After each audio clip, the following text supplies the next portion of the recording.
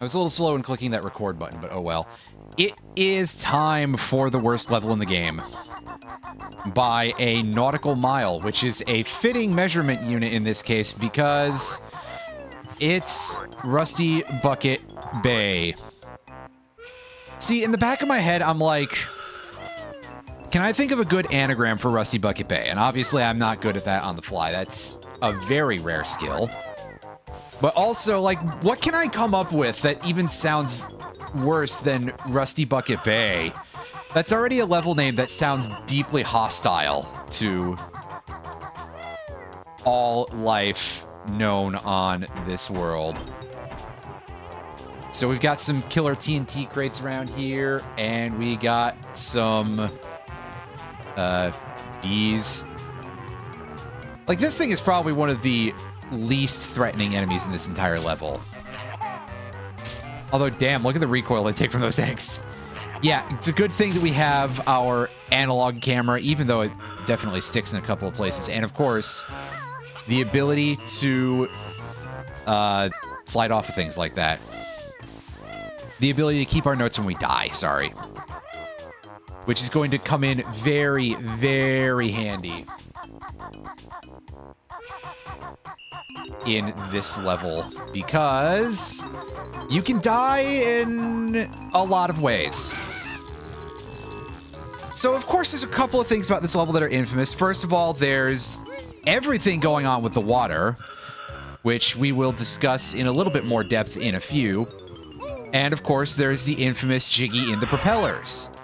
But there's also the fact that the engine room is full of bottomless pits, and I think that kind of falls by the wayside for a lot of people, because it's like, yeah, that sucks, but getting into the propellers, which, first of all, the fact that you're swimming into the propellers of a ship, Jesus Christ, and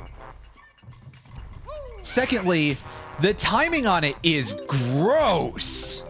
It's not necessarily the absolute worst thing or anything, but it's not great. Oh, what? Did you, are you coming in here being smug, Tav, because you saw the controller that I linked and you just immediately bought it? Well, good. That gives me a good reason for me to go over there and kick the hit.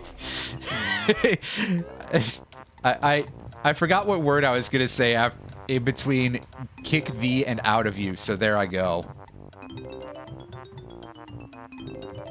It's all right. Here's the bit, is that we exist in the inside the fandom. I'm sure that they would be very bad about recognizing you as a trans man, so they'll just call it Toxic Yuri and we'll be okay with it. And by okay with it, I mean, there will be problems, but I digress. Anyway. Yeah, I'm sorry. The dolphin is just kind of being left down there. There's a joke here about the fact that there's apparently a new Echo the Dolphin game in the works. But, we already kind of know where opinions on that guy are, right? We literally talked about this at the end of last stream, so nothing has changed. Ed hasn't suddenly gone back in time and, like, undone his AI usage, which I'm pretty sure is literally what happens in Echo the Dolphin, but, well, there's time travel anyway. Just like the Fae, right? Anyway, gags aside, listen, it is a one-off joke about me being, well, first of all, about me being a bad person, but second of all, about people who enjoy things being very, a mixed bag. I'm sure that everybody out here has had this experience of you find something, you like it, and you decide, hey, I'm gonna go and look into what the other people who enjoy this think, and then you suddenly... It's like if your eyes very specifically could have radium in them, you know, and get just radiation poisoning of the eyeballs. This is a concept that absolutely makes sense, I'm sure.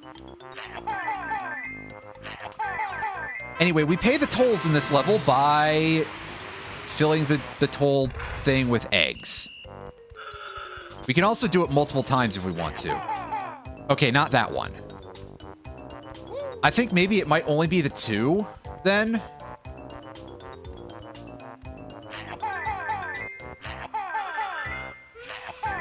You might be saying, why can't you pay a toll with eggs? And that's a good question, Mega Man. Or whoever else is asking me that question. I cannot believe that somebody has basically gaslit me into saying it as that's a good question, Mega Man, even though... Oh, you jerk. Even though the script, he literally just says... That's a good question, but he says Mega Man earlier, and just... With that, Mega Man? Because he was about to read the wrong thing, and they, No, it wasn't you, which is the fucked up part. I can't blame you for this one, dude.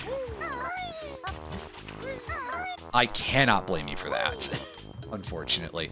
It's very enjoyable in this sort of, like, you know, this is what you do when you have no budget, or refuse to give the game budget, rather.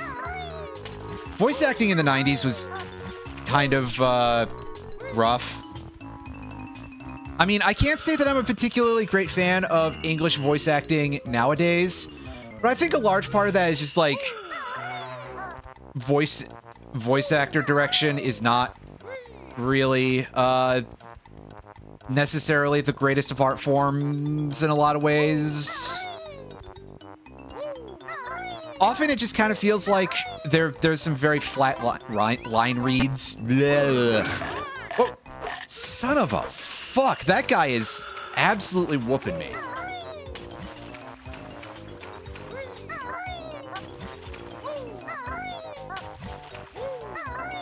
Yeah, they were given a very rough translated version of the Japanese script. That sounds about right to me, but I am not exactly certain of it. I'll have to take your word for it. Anyway, this one eel just really kind of sucks, apparently. And yes, as we saw, the water in Rusty Bucket Bay is like the worst video game water ever, I think. In addition to the fact that it drowns you on the surface.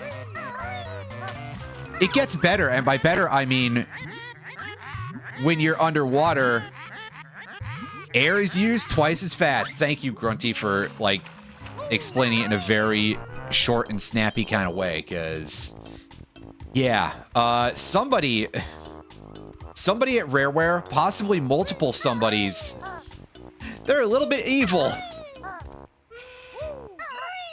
I mean, we gotta also consider that they're very likely not necessarily too far afield from the people who looked over at DK64 making you play through the Donkey Kong arcade game with no extra lives to start with. And they said, yo, that's great.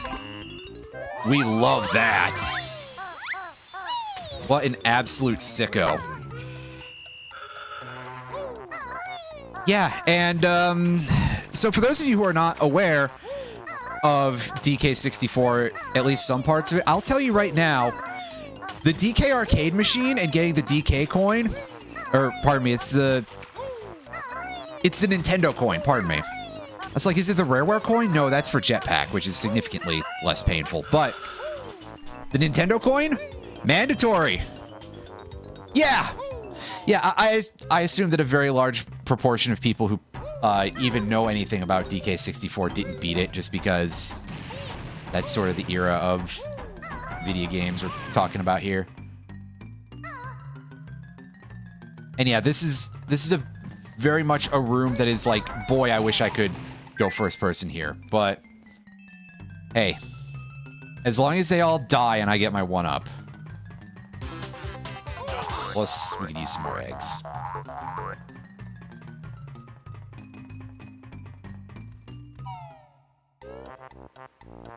Yeah, it's definitely, I'm pretty sure that when I was younger, that was the thing that stopped me from getting very far. But also when I was younger, I was absolutely a completionist about, like, all of these collectathon games, which, hell, I'm trying to hundo this one anyway, so maybe very little has changed in the end, but there were quite a few other things in that game that stonewalled me pretty badly. Like, I already was pretty bad at doing the first run of the DK Arcade. It gets harder the second run through, by the way, for anybody who is not knowledgeable. At least I believe it does. So the fact that I was trying to go for 100% in there, there's also the Beetle races, both of them. There's also Beaver Bother 3 times, which is a thing that barely functions. There is just so much shit in DK64 that is, quite frankly, basically unfinished. So, yeah, that's a little rough. What was the other one that you hated more? Because I completely believe that there's some. I've never had great luck with Beaver Bother, and it is very much because it's so weird, it's one that, like, sometimes things will just not work properly, basically, is what I'm trying to say. Well, that doesn't entirely surprise me, because there was definitely a lot of others that are... These kind of games seem to really love having, like, a luck-based mechanic in there somewhere. Just to spice things up a little bit, and then you realize it's like, oh, this is terrible. But yeah, of course, there were a variety of racing minigames, and they all functioned just fantastically, you know. We saw the polar bear race yesterday, and I did pretty all right on that, but... That's honestly, like, probably one of the least bad races in a Rare game from this era. You know, it's certainly no Canary Mary, right? We gotta give it credit for that it's like, okay, this is poisonous garbage, but it could be worse. It's uranium-235, but it could be fucking plutonium, right? One beetle race broke your controller. Goodness. I believe it, though. That's like the most, I'm surprised that didn't happen to me, you know? What's the cruelest from this era? Ooh, that's kind of tough. So, I'll be honest with you, I don't remember much about Banjo-Tooie, period, so my ability to weigh in on stuff from Banjo-Tooie is going to be restricted, but setting that part of the equation aside, the one that I remember very well, you know, enough to be a little bit more definitive about it, is probably the first Beetle race, the one in Angry Aztec. That one can kiss my butt.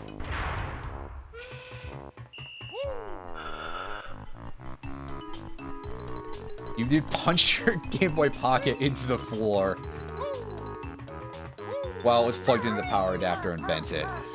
Rough. Hey, guess what? Now we're in prison for the rest of our lives. Banjo arrested for crimes against... something that he did crimes against, I don't know.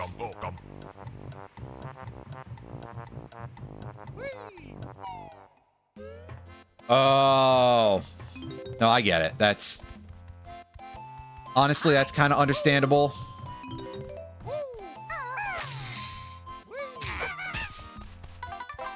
Whitney's Mill Tank is...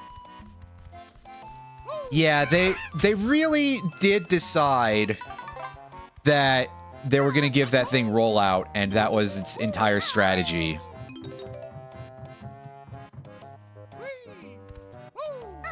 And the game's accuracy numbers for rollout just kind of lie to you a little bit. Anyway, let's go hurt ourselves for a Mumbo token real quick.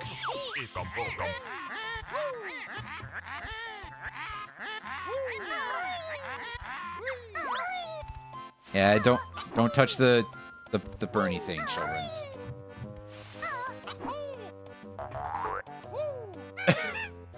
picturing it like the Beast punching Stephen Chow at Kung Fu Hustle.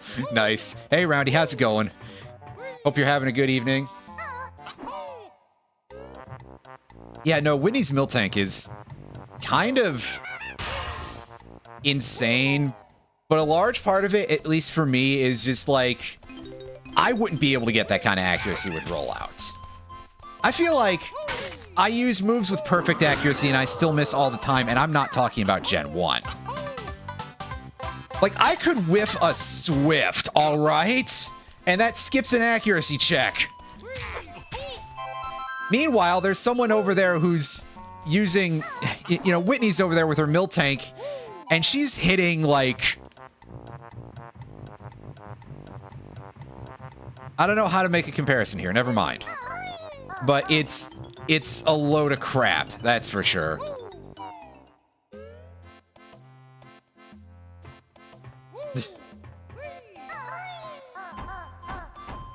Oh yes, and Roundy, thank you for the 3-stream streak there. Skip accuracy checks by being him.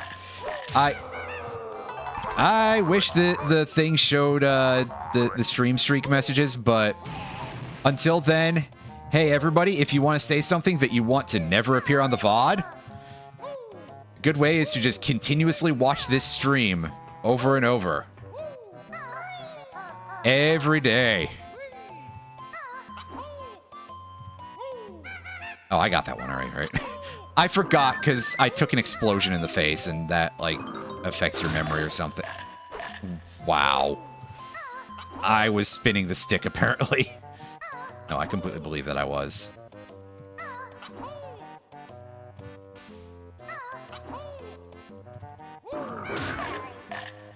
Wow! This one guy is in, like, the worst possible position, apparently.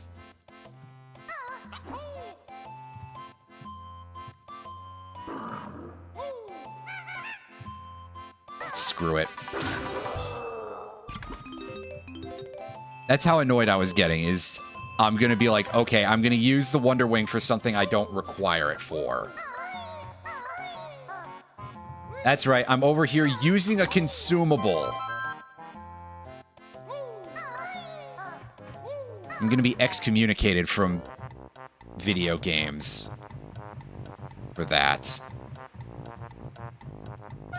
Oh! Oh yeah, that's right. That one's bad. I forgot about it. But it also makes weird, like, gooey noises.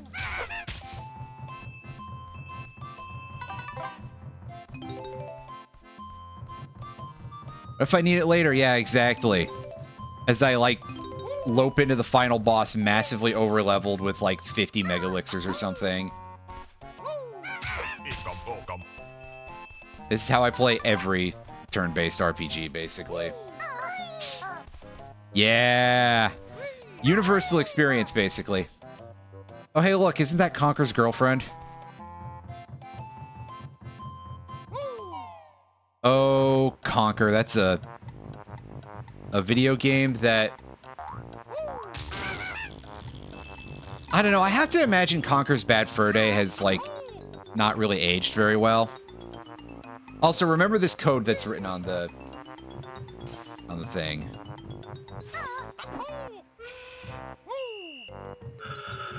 I mean, perhaps it's just me, and maybe this is, like, malding for the fact that I didn't play Conker's Bad Fur Day at the time. Because, you know, unsurprising reasons. But I kind of feel like, on some level, the idea of, like, oh, here's a kid-friendly, you know, here's an adult version of a kid-friendly thing. I don't really, you know, find that to be as impressive as all that, but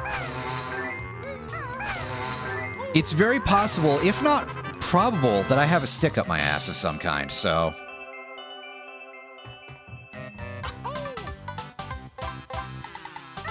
I would imagine that at least some of the jokes are, you know, the off-color humor of the day has probably entered into a couple of things that are in some serious no-go zones, though. Yes.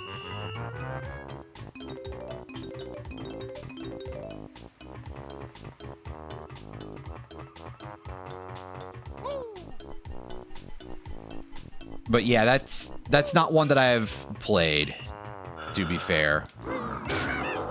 So I can't even weigh in specifically on the gameplay or anything like that. A large part of it is just like the concept level that I'm talking about here.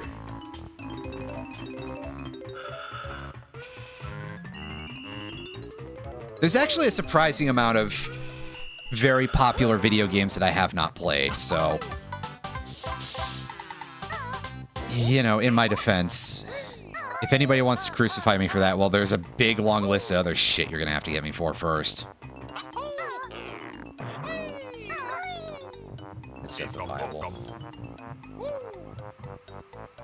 I do recall having played through most, however, of Conker's Pocket Tales on an emulator.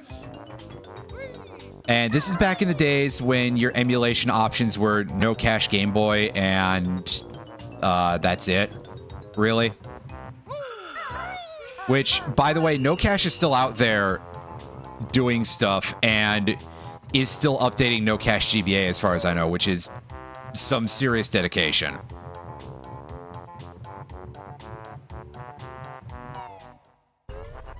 Yeah, this is still a thing. I've seen people still doing stuff with it, which is absolutely incredible. So, back in the day, no cache Game Boy was like your only Game Boy emulator option, and when I was doing it, I believe it didn't emulate Game Boy Color. So I was trying to play Conker's Pocket Tales on it, and it was not playing very nicely with it until... Excuse me, until proper Game Boy Color functionality was available for it. So I was getting, like, basically... I was just getting constantly wrong warped by it, and it was deeply befuddling. Kind of an interesting experience in its own right, but... It wasn't what you would call a coherent gaming experience, but unfortunately that's more due to the limitations of what I was using at the time, and also, yeah, that was awfully brazen of me to go while the shaft was still turning.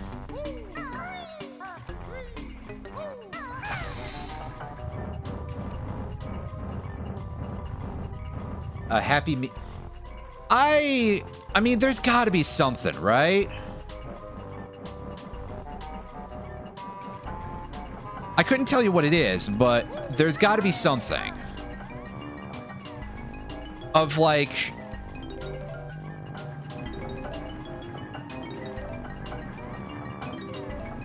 For adults, but... Not... You know, but for actual adults, basically. And... I don't know, maybe that's...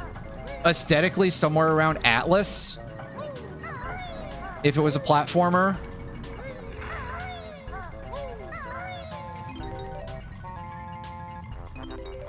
As all of the, like, air raid sirens go off for me being that wrong or something, right? But I digress.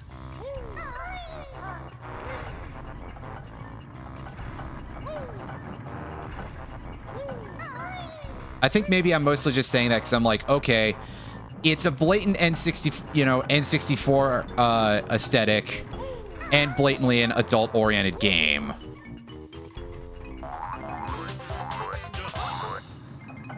So I'm in that zone of like, well, you know.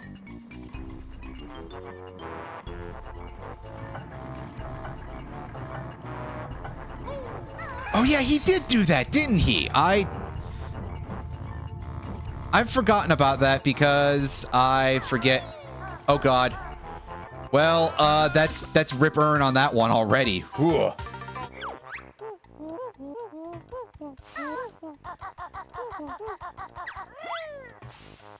Always with the thin platforms, but I was the one who wanted to take the riskier route because it would help us deal with the time better. Again, good thing that we are using these Xbox 360 version options because, yeah. I'm gonna have to go back for the Jinjos, but, you know, maybe I should deal with most of the rest of the level first or something. timing on that's a little tight, because you'll start sliding pretty easily. And that gets us right at this Jiggy. Wow, one of them in this level that's almost free. That's incredible.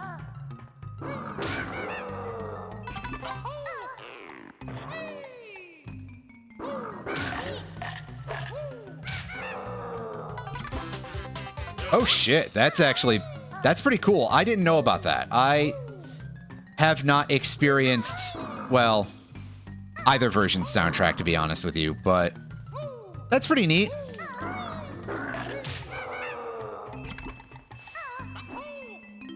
I mean, I am an avowed fan of, like, a proportion of Frank Zappa's work, and consequently Dweezil Zappa as well. Not all of it, because, yeah, there's quite a lot of it that's just like, man, I really need you to shut up for a few minutes, okay? Shut up and play your guitar, as you yourself referred to one of your own albums by. Surf Punks. I will try to remember that.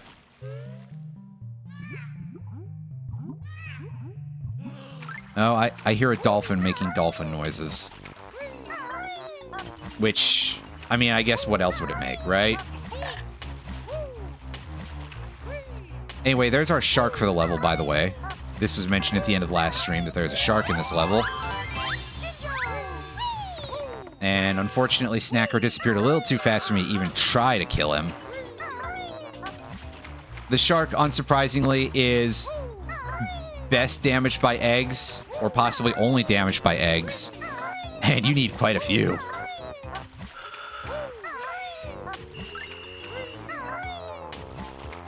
A framed Zappa plays Zappa set list. That actually sounds pretty cool.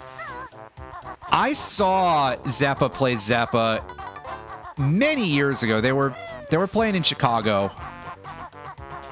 Oh, I want to say Ray White was with them as one of the vocalists. Which, you know, that's pretty high up the list in terms of folks to bring with you for that one. Napoleon Murphy Brock was in there too, I want to say. He's passed since, I believe, Napoleon Murphy Brock.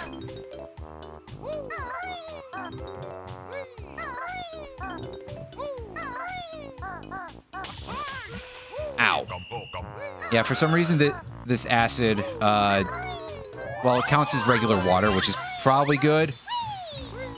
I don't know why I'm saying for some reason, but yeah, obviously it damages you because it's bright green and it glows. So you just sort of know basically offhand, oh yeah, that's obviously dangerous. You can, it's just very, very difficult to do. I wouldn't really recommend it. It's kind of a waste of time. But I've done it before. So I have enough experience to say it's kind of a waste of time, I guess. Anyway, let's go save this guy.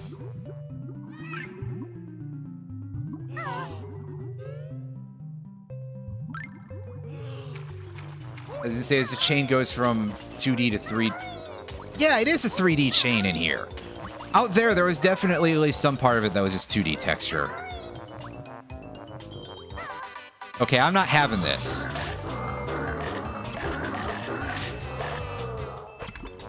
And apparently I didn't hit all of them, which is incredible. Also, we're in this room of the ship where you get slightly different music. It's the only part of this level where you get this, where it... I'm going to let this play out for a second and see if it replaces all of the steam whistle noises with that little vibraphone riff. Could be xylophone. Yeah.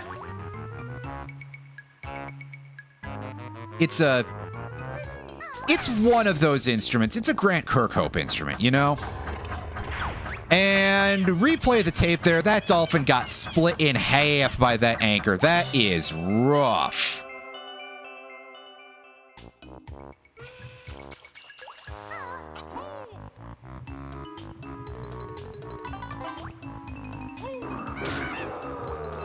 Actually, considering a non-zero amount of game devs in this era, I'm surprised that they held back on, like, making it explicitly like this dolphin got horribly murdered from the anchor being dragged through it.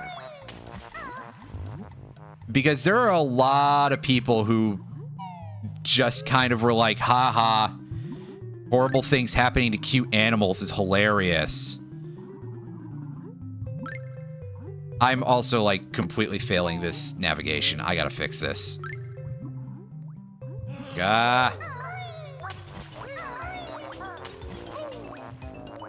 That got away from me pretty badly. But yeah, that's a problem. And in fact, since I refollowed Roundy on Backlogged, and by refollowed, I mean followed back, I guess. Refollowed. It's not like... that implies that I unfollowed him. It's more like I didn't know he was on there. As we discussed yesterday as well. But... that reminded me of a couple of the Lemmings knockoffs of that era. And yeah, a large part of them did sort of take many of the wrong lessons from that game. Of people just going like, haha, I can hurt these cute animals. But also, Lemmings is actually a pretty good puzzle game stapled onto any of that. So... then again, as we say, very much the era of South Park and stuff of that nature. Who remembers the episode Woodland Critter Christmas?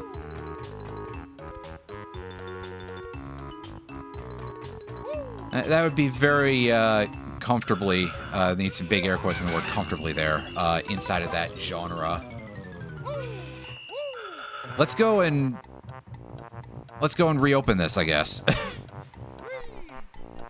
I did not realize that this got closed. I had to spin my camera around a little bit there to make sure that the box didn't, like, despawn or something stupid.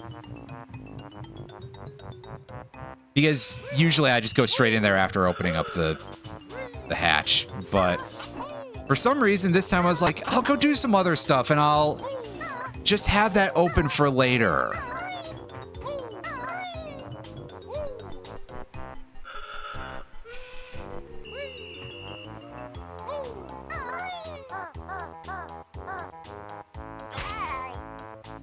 Ooh.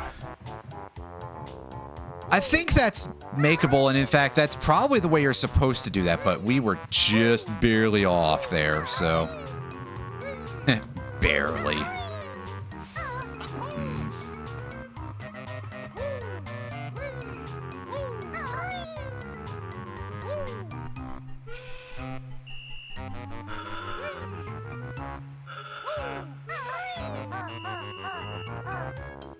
Fuck.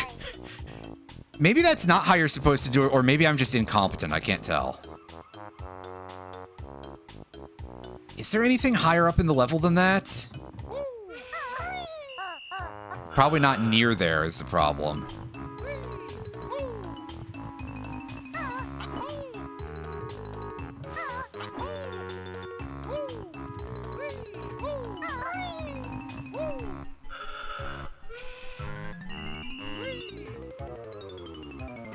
And let's try going from a spot where it's a little bit wider.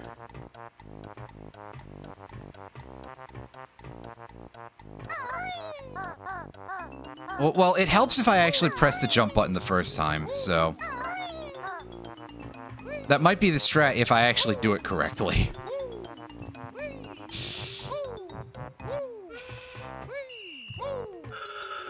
On the other hand, I didn't take any fall damage there because I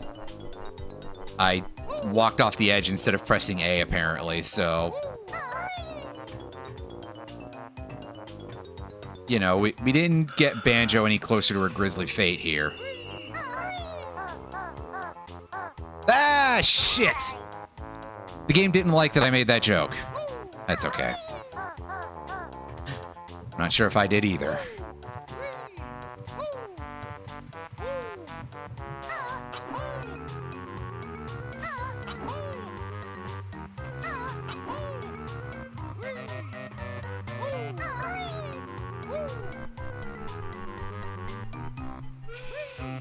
All right, we get up here and... Yeah, there's no flight pad in this. Big asterisk on that statement, because yes, there is a flight pad in this level. It's just that it is in a really weird place. We can't do a rat-a-tat-rap at the end of our long jump, so...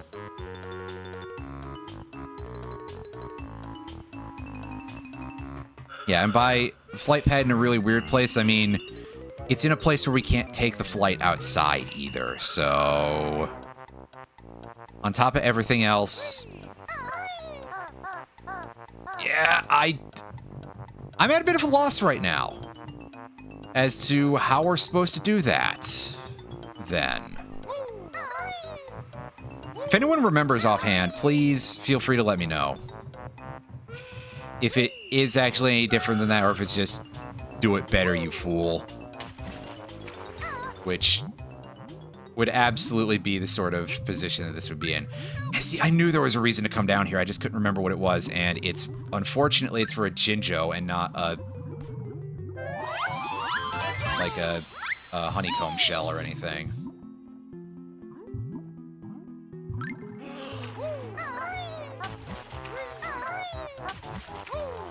The only thing we can do with the crane is we can make it drop the TNT crates. So, I guess it really is just pixel perfect jump. God damn, I do not remember that being so, requiring such perfection. Then again, when was the last time I was in this level? More than 5 years ago. In fact, quite possibly closer to 10 than 5. And by quite possibly, I mean almost definitely, really. Excuse me. No, that's too far over, I think. And we screwed that up again. Well. Just gonna keep trying it until I get it right, because... I said I was gonna 100% it, and honestly, if I was gonna drop anything from a hundo for this, it would not be this. It'd probably be the propellers. Normally, I'd say Mr. Vile, but we actually did that first try, so we don't have to worry about that now for some reason.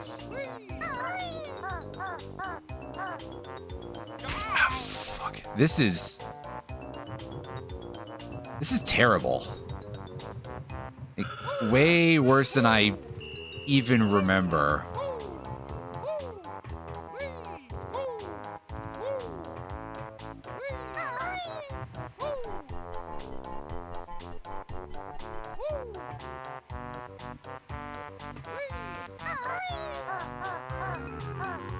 There we go. We finally got it after I probably spent like 10 minutes trying to do that or so.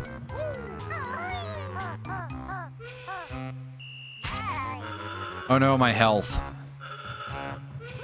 That's fine. I'm pretty sure we're going to completely defang the thing in here because if I recall correctly, I can just shoot eggs at it and it'll kind of bug out a little bit, basically.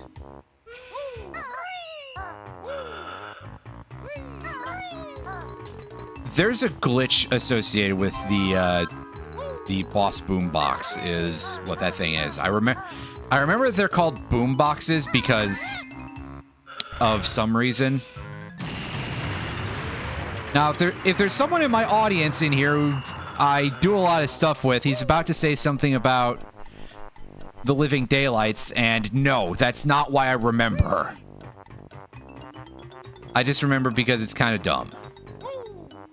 But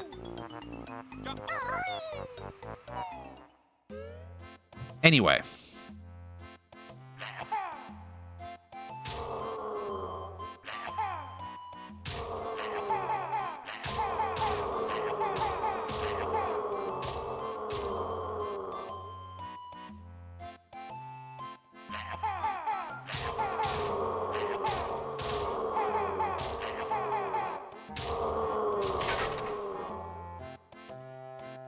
you say, does that trigger the,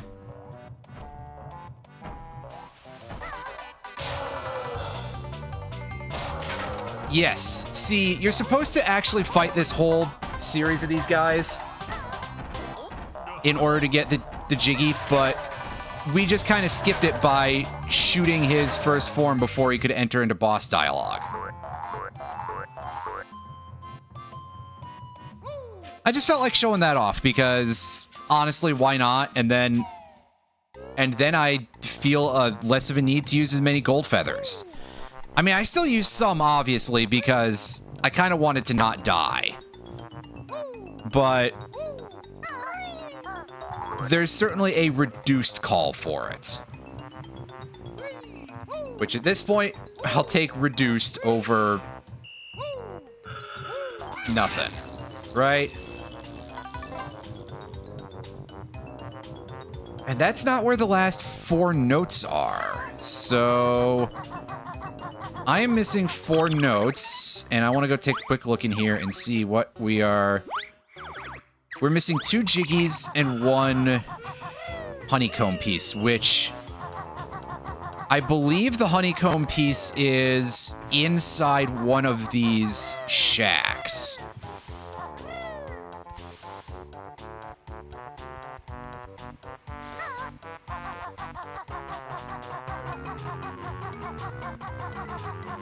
It's not this one, right?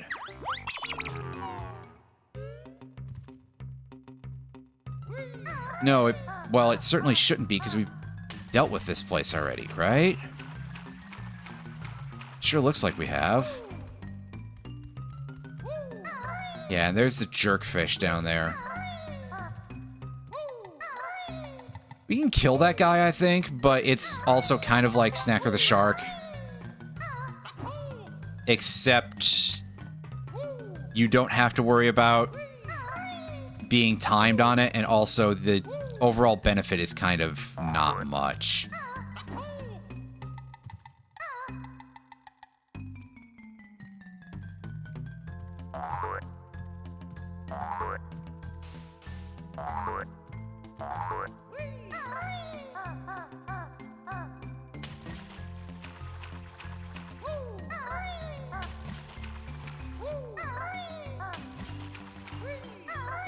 Let's just distract that chucklehead a little bit. There we go.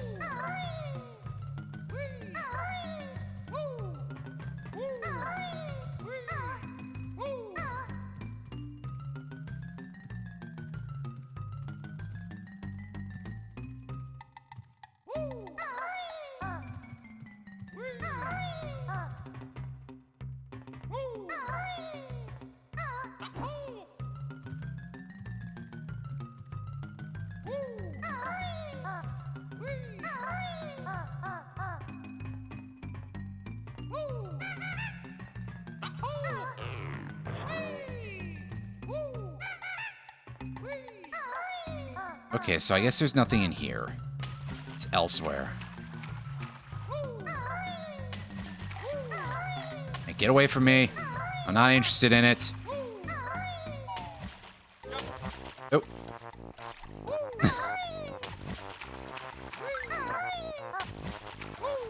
Banjo started to make long fall noises because, well, unsurprising reasons, actually.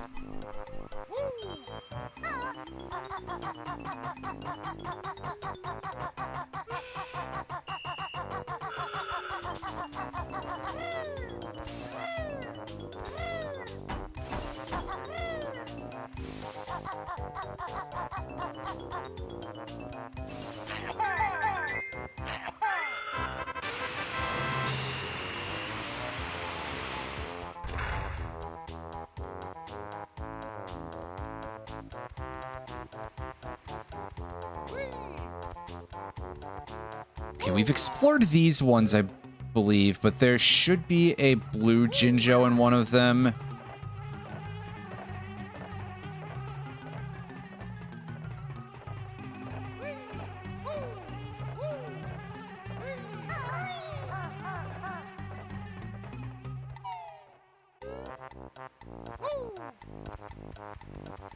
And then there's some other structure that we can look into that we haven't cleared out yet.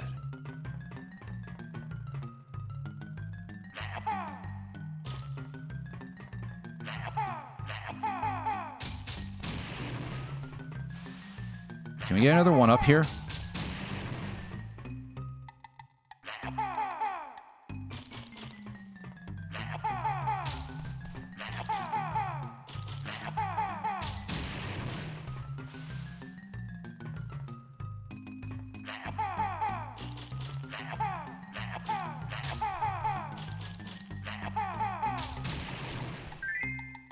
Yes.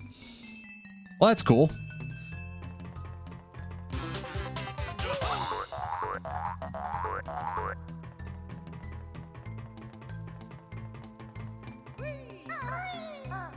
It's a good thing that we have a very large supply of eggs that we're allowed to carry. Kazooie's got a permit for, like, hold on, I gotta form this joke. Something about egg bump stocks. I don't know. I don't know where I'm going with this bit. But the egg companies say that Kazooie is allowed to this many eggs.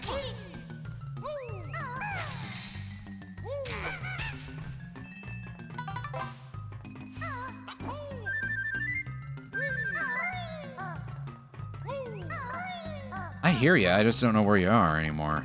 I'm buffoon. There we go. There's our blue Jinjo. And I remember where the orange Jinjo is. Oh, that's a lot of gold feathers there. I didn't realize there were 3.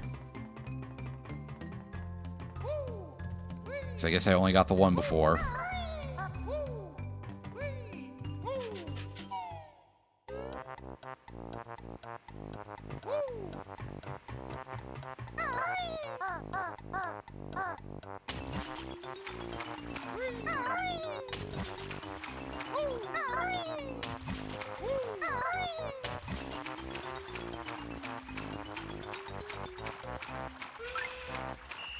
Okay, it looks like if we want to get over there, we really are going to have to,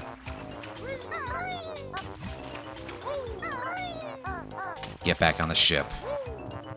Are there any portholes that I didn't break?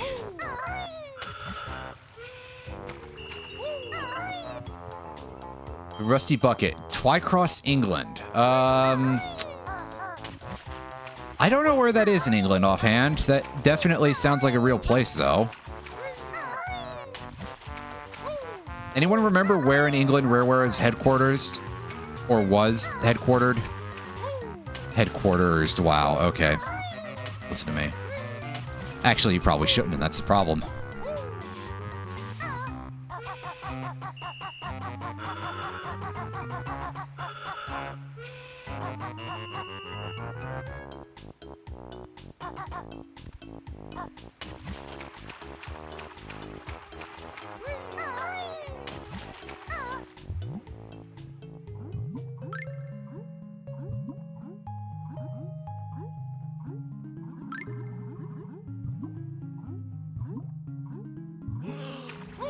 Them putting the name of their hometown on the boat is definitely the sort of thing, like, that feels like a very English game dev kind of move.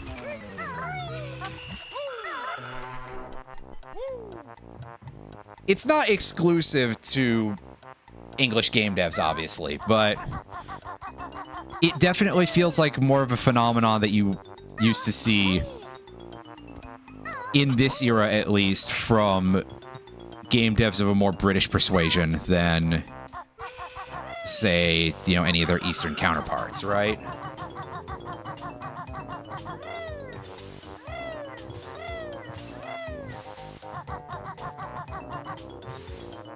Okay, did I go in here already? I do not recall, but... Oh yeah, I've been in this one already.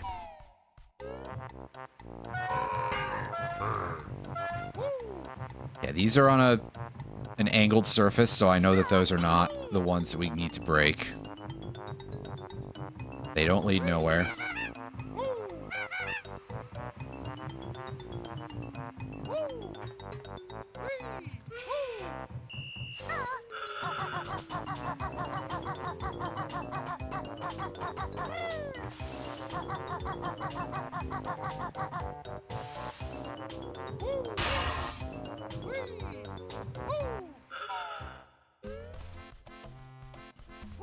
This is a place we've already been to because it had a Jiggy.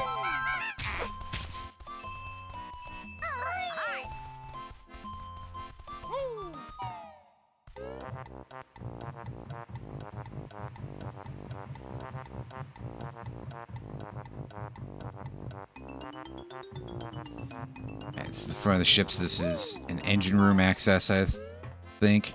No, this is the galley.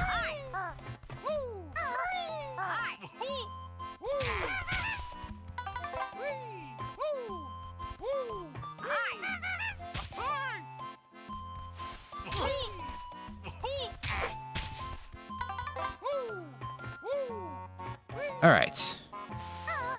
So, back out we go.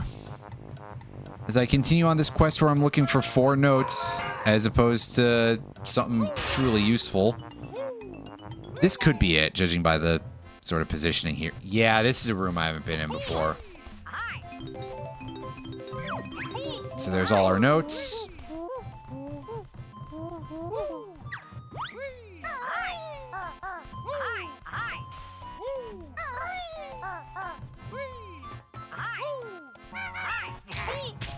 Okay, that's not a real exit.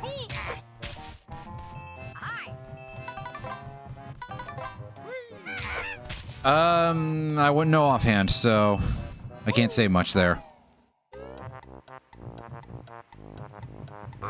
But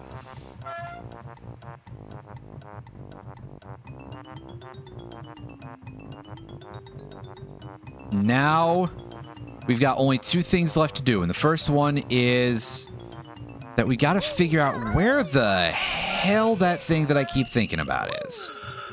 I'm about to look at a guide. I'm actually going to go pause and look at a guide real quick and see if it tells me which of these buildings to go into. Because I forgot. But I do remember the basic concept, so...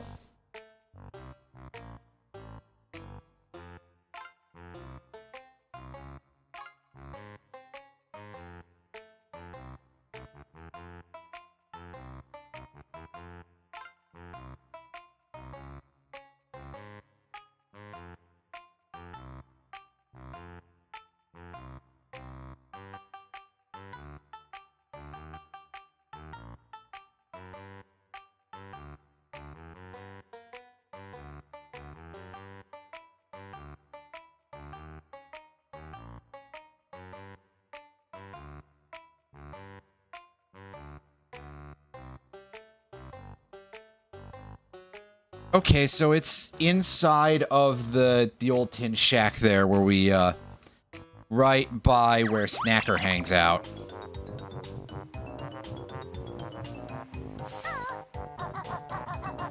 Apparently I missed it.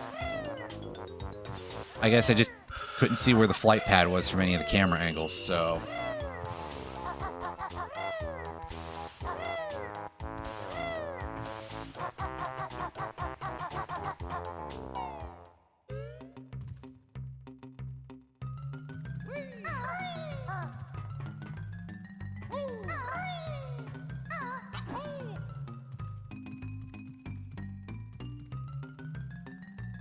Again, it would really help out if I could enter into a first-person perspective, but unfortunately, I don't believe that's currently possible with my setup with the analog camera mode. Unless it is, and I've just missed it somehow, frequently. Or do I need to kill the fish first or something? That's a distinct possibility. He's the only enemy left.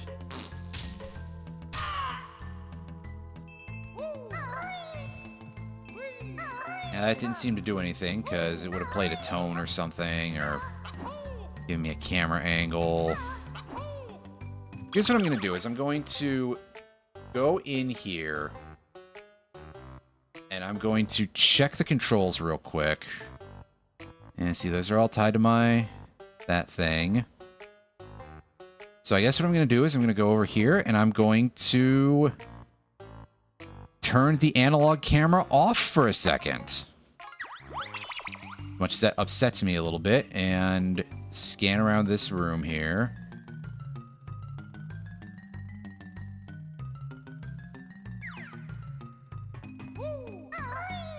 Or have I been misled by this guide?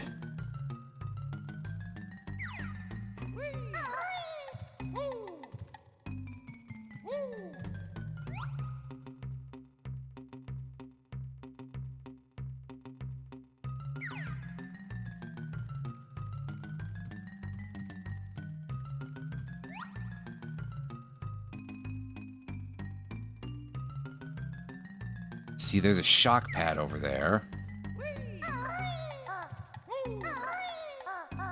That's not what I'm looking for. And nor is that drop off like that. That's not what I'm looking for either.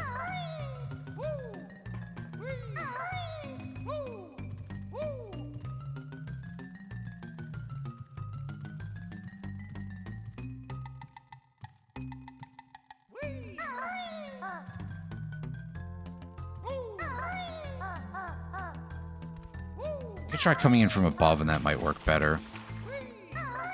Unless I'm supposed to enter... Oh, wait, no. I do remember now. It's not what I was thinking. It's that there's a whole...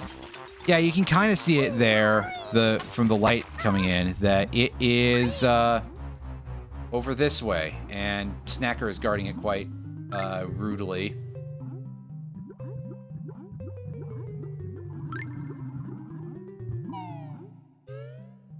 That's right. Oh god, get out of the water.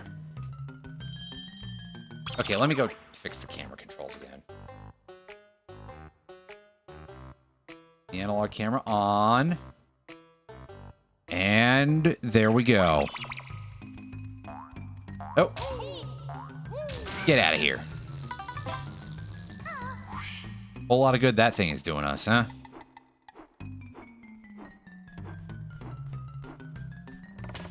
Whoa. Yeah, we don't really need to bother with that for the time being. But I thought we did for some reason, because that would scan with this game, and with this level in particular. At least the honeycomb isn't on a timer. That would just be rude.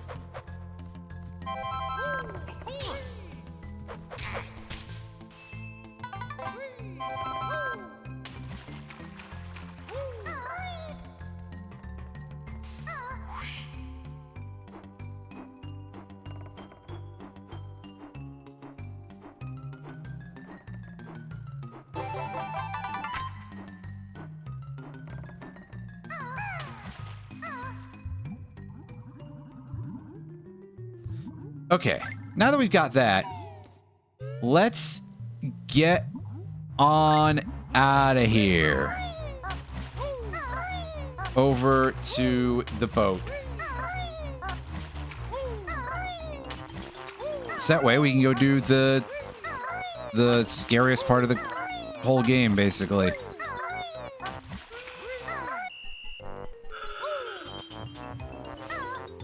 Go finish off things with that propeller jiggy.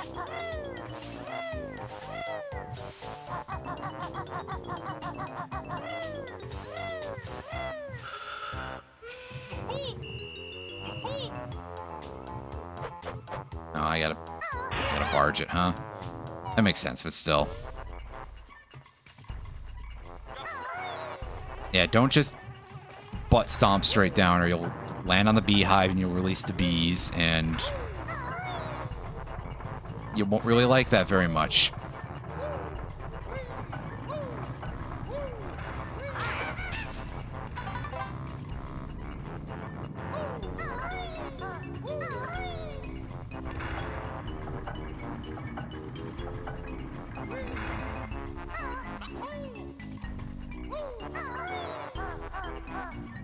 Now, to be entirely fair to the game here, They are generous enough to leave a 1-up right here. So at least every time you die and have to redo this thing, provided you actually get this far back, you can get the extra life. And hey, at least when you're coming this way, you can take your time. Oh shit, I have to go back and turn down the speed of these fan blades, don't I?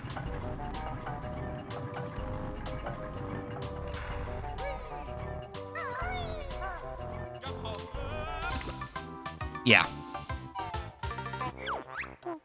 I have to do that every time. That's... Okay, I don't really like that part of things, but...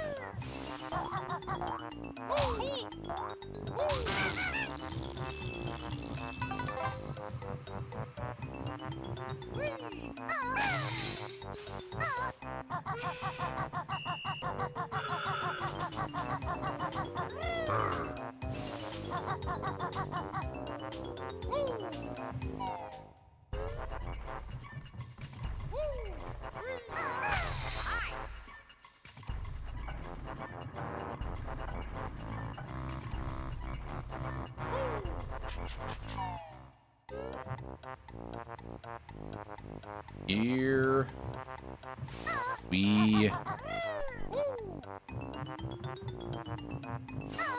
are going again.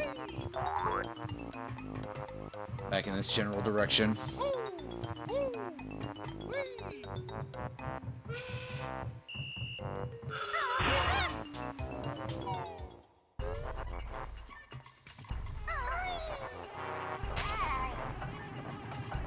Ow.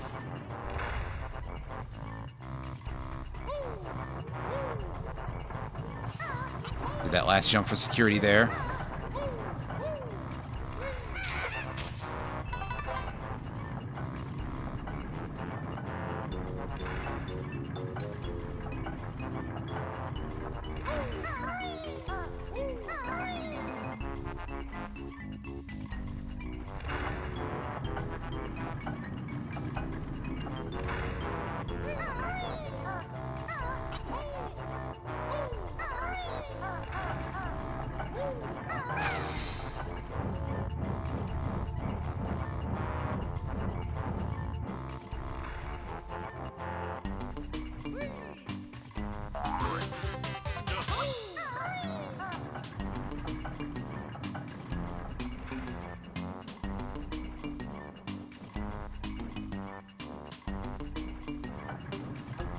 Let's let this do its thing again.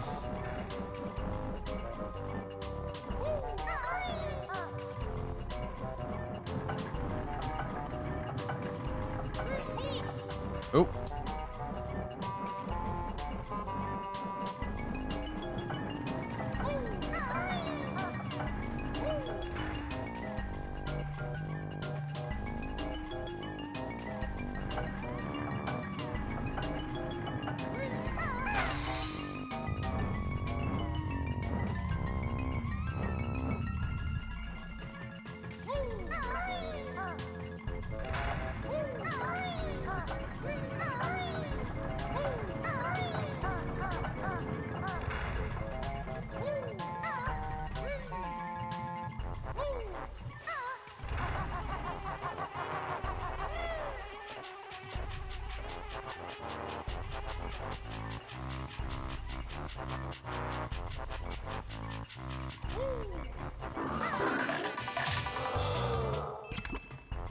Fuck.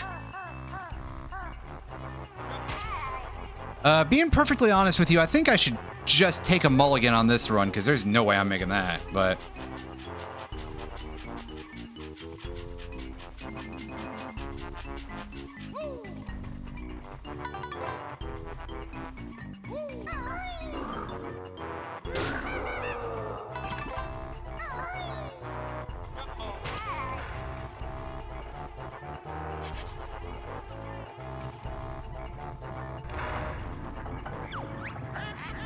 Yeah.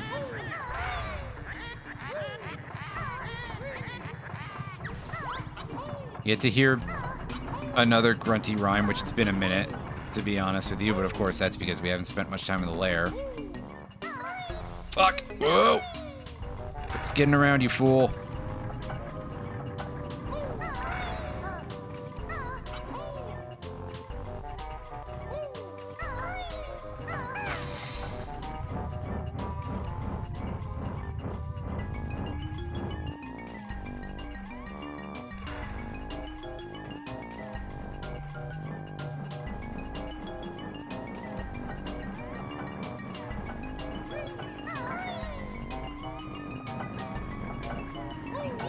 Oh, shit!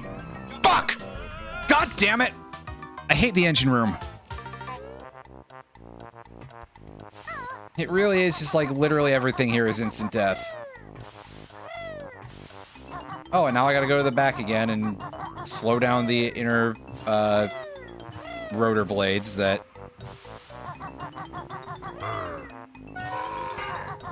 You know, I guess I've never been inside of a ship engine, but that doesn't seem right. Anyway.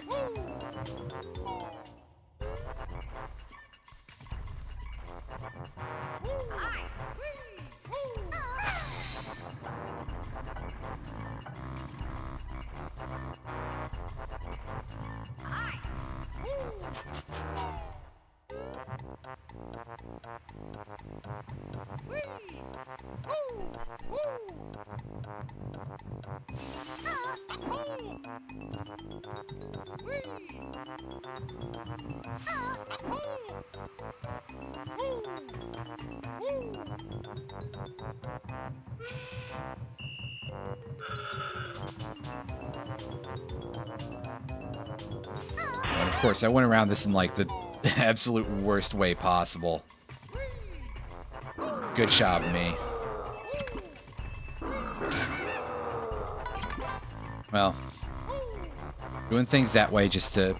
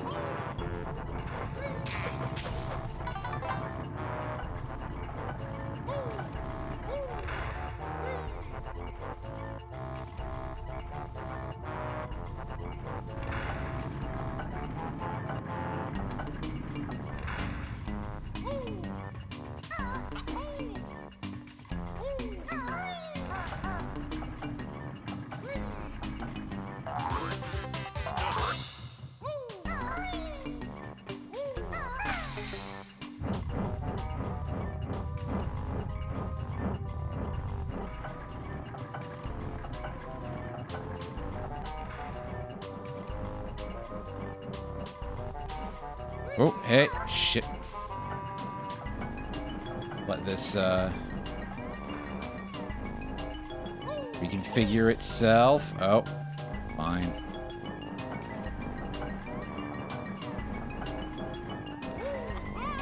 That's my fault for jumping too early. I know that. Oh, this timing is just butts right now. Almost feels like it hasn't been slowed down at all.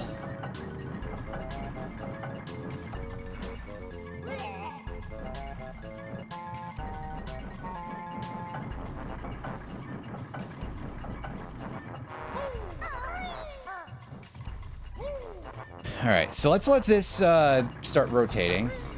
And then do the slam, because it should lock into place after this. I don't think parts of the engine room keep moving, yeah.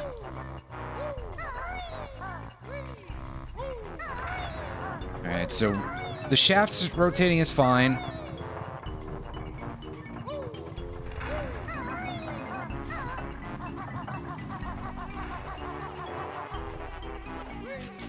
I should have not let go in the middle of the movement there, but oops. Fuck.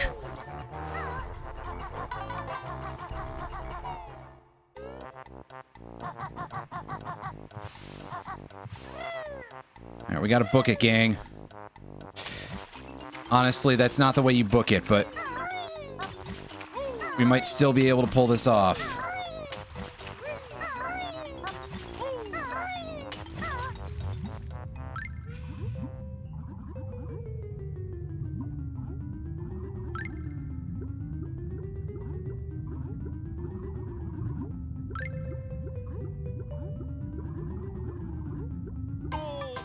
Oh, it does actually kill you if you are inside. I wasn't sure, but yeah, precise movement in the underwater, yeah, no, that doesn't exist. So I was trying to go with just A swimming, and that wasn't really an ideal way to do it. But yeah, in case you haven't been aware, this thing sucks. But I've said that before.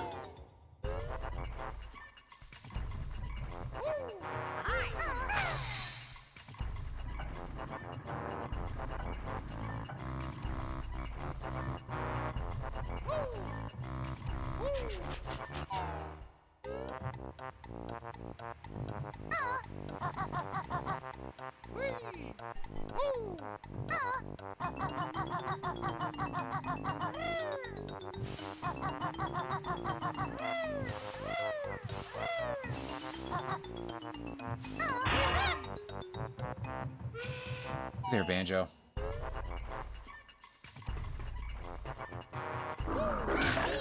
No, you... God, I hate the fucking eels.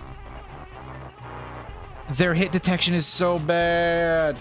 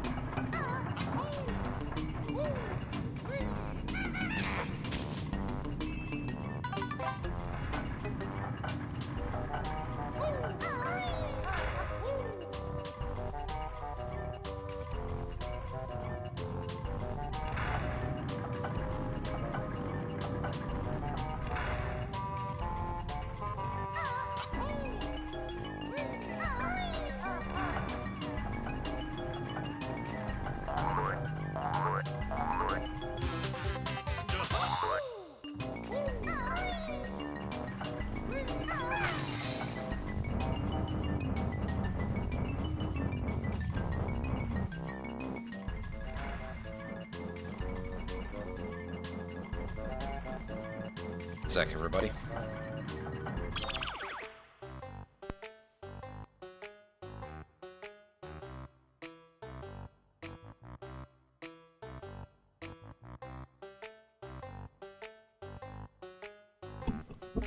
That's right, I'm just stretching this out, I guess. I mean, that's not at all the goal, it's just that it's happening that way, I guess. Oh, fuck.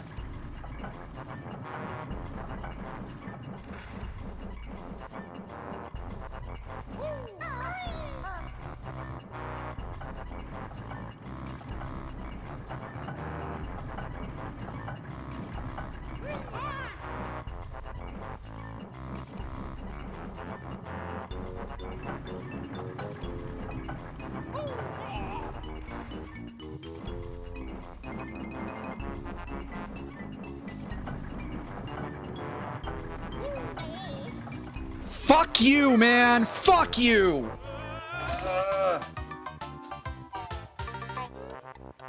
I would so much rather just be controlling this with a D-pad, honestly, and I'm very close to just reassigning the buttons to that.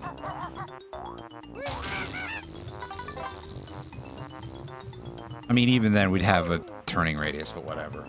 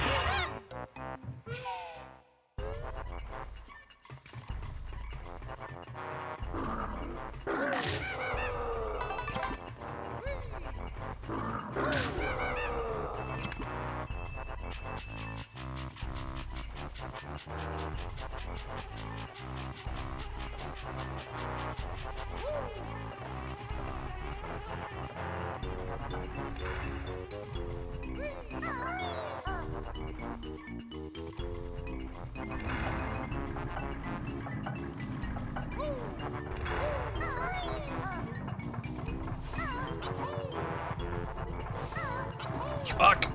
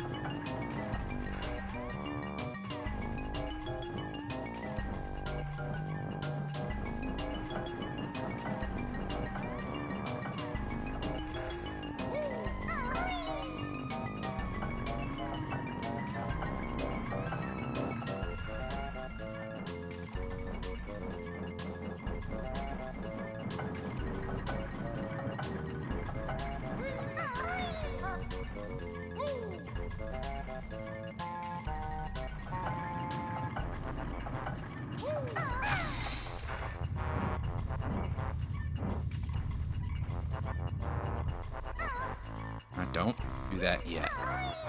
Oh, jeez.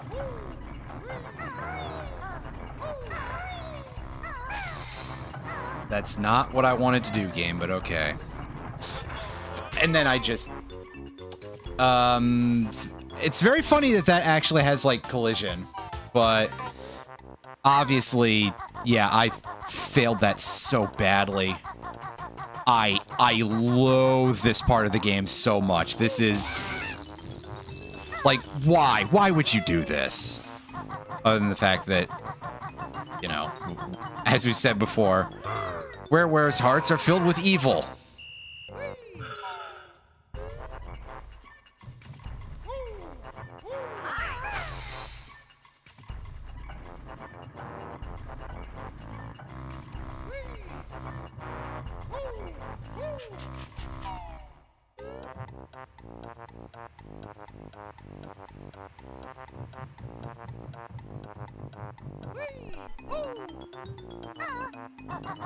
This is why Nintendo didn't buy them. Yeah, pretty much. That seems to be about correct. Hi, Irene. I'm doing the thing where I say two words at the same time again.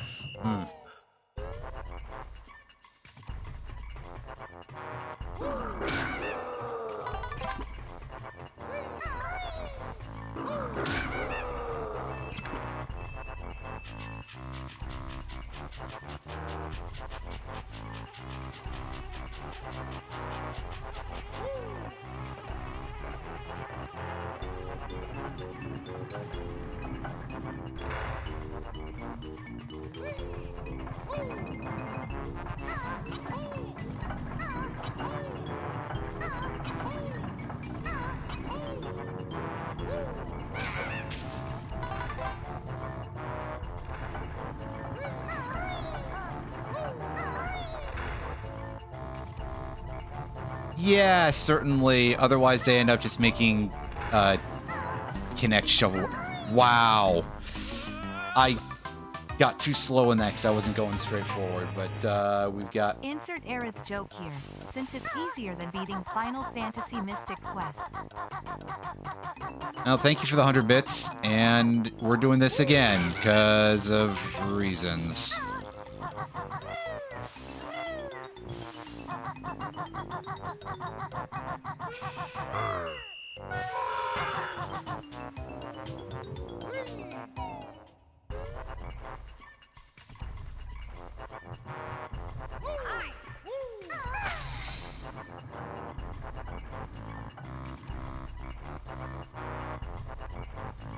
Yeah,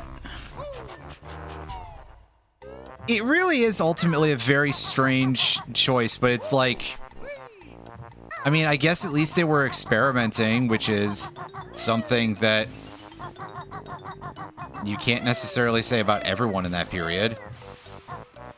Or throughout the history of games, because it's not like rip-off, you know, it's not like companies have ever stopped ripping each other off, right?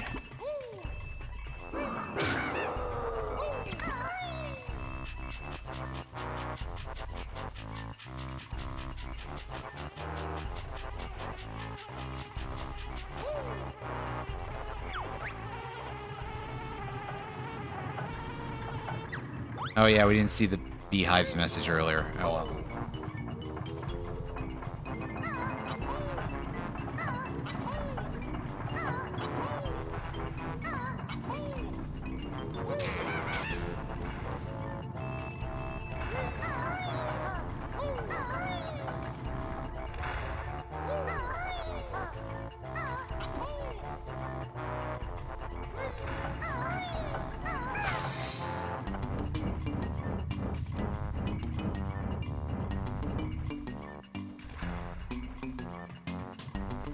Yeah, I wouldn't really be completely sure how, see, at bare minimum, it would be like the memory card thing would work easier, too, because then you wouldn't have to worry about any of the memory nonsense.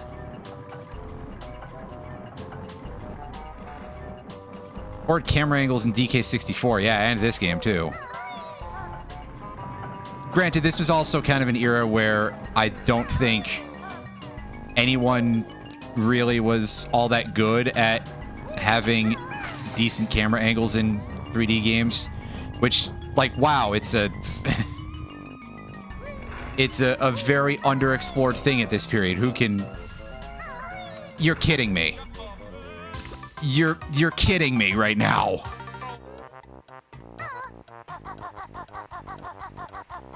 Like, I rounded that slightly too loosely and I got just booted. Not even a chance to save myself. That was awful. Well, this is probably going to be the rest of the stream at this rate. So look forward to another episode of Banjo Recomp on Tuesday, when I'll make actual progress. And to think, I thought I was going to try to beat this today. At the rate this is going, that's not going to happen. I despise this entirely. This is... I've played worse in 3D platformers from the era. I mean...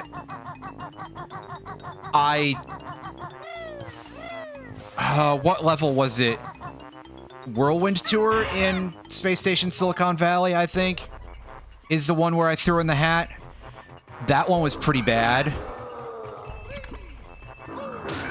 That's also a kind of a thing that outright lies to you a little bit, though, when it comes to, like... Everything is set up at certain heights, but, oh, you can't access them without flying in this very specific pattern that I could not hash out.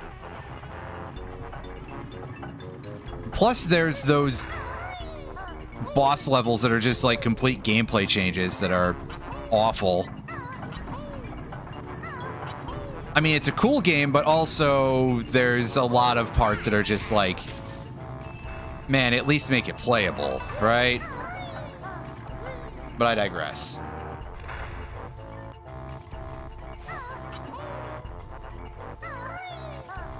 Fuck. Shit. I hate that it's instantaneous, also, because it's not everywhere.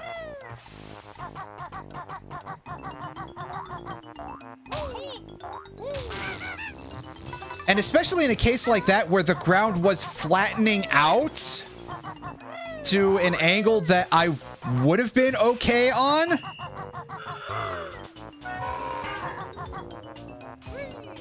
That's just rude. Get in the hole.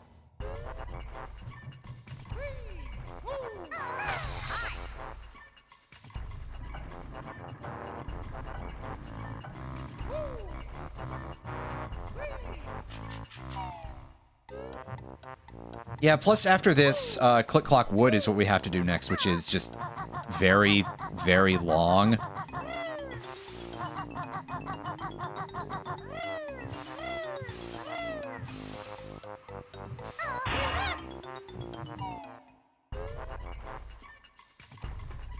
Oh yeah, there's... I haven't paid attention to total lifetime bit count because of... Are you able to make custom bit badges now? Because I know you can for a couple of things, and I probably need to get around to setting some of those up.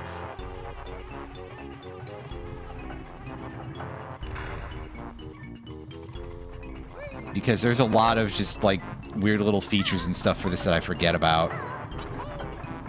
Like, honestly, even if I'm, you know, using this as a... Even if I'm over here, like, I want an audience, there's just so many tools on this that I completely neglect.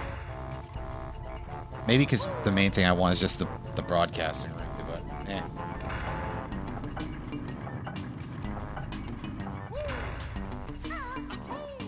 I'll have to look into that later.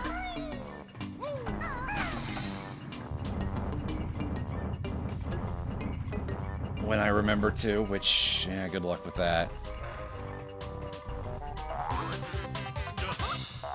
Okay, yeah, we're still not at full eggs yet because we had to use so many earlier.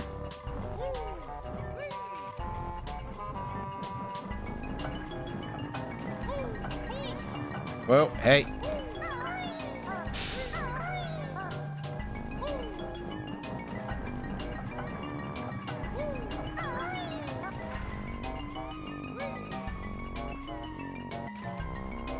Okay, now remember, you let this rotate part way, and do that, and please don't give me too weird of a camera angle. Okay, good. It's nice straight on here.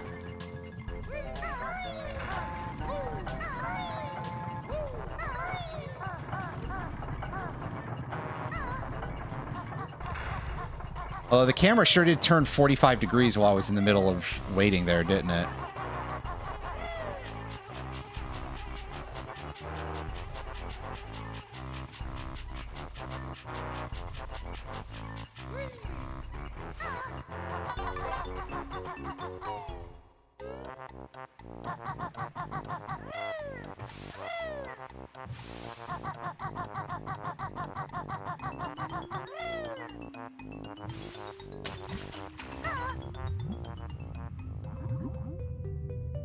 Now, technically, it doesn't really matter which side we go in.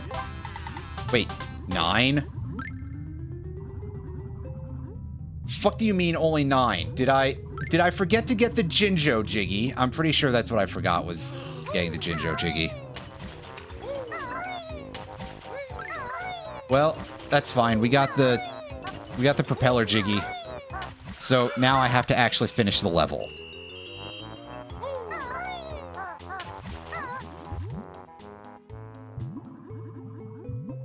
And truth be told, anything is easier than what we just dealt with, at least in this game.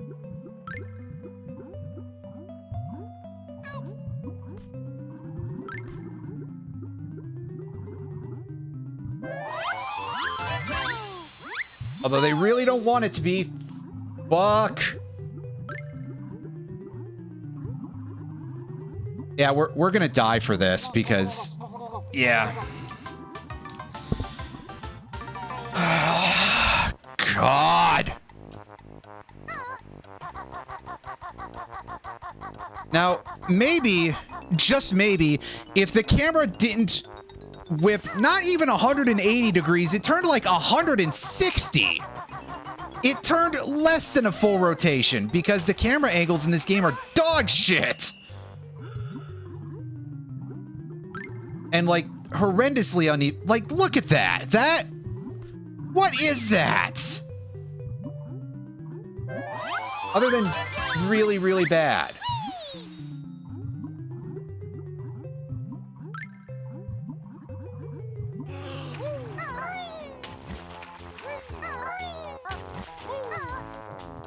Genuinely, I feel like I just need, like, a completely locked camera. Shit. Anyway.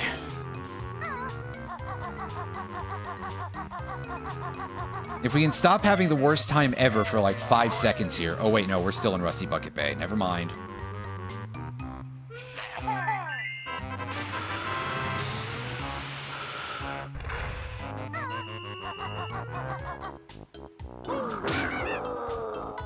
I guess, but a lot of it is still pretty bad.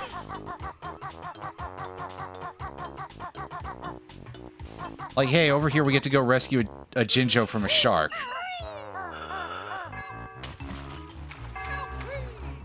You know, because that's exactly what this level needs as well, right? Oh. Yeah, you saw me trying to line up a shot, but he was fading out even before he got there, so... Yeah, there was no chance of me getting Snacker in that case.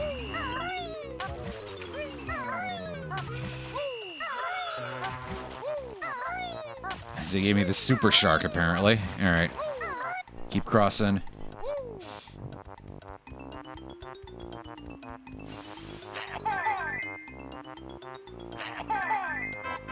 Oh, I didn't realize it was 4 to get it extended out that far. But hey, I did remember that you can extend this out further to be able to actually pick up the... Wow, I don't even need any more Mumbo tokens. The hell am I doing?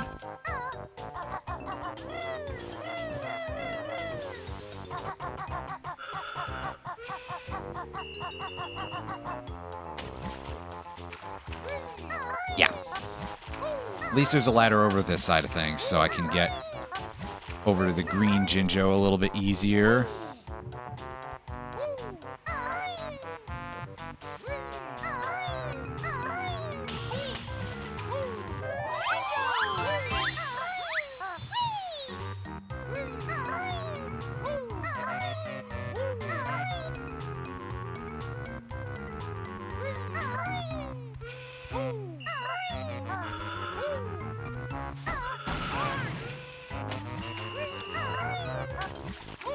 Man, if only it didn't have that wind-up for going into Talon Trot.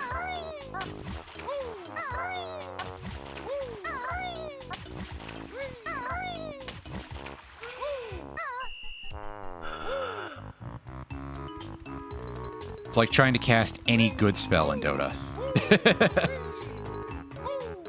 That's not literally true, but I've had some rough goes with some of that.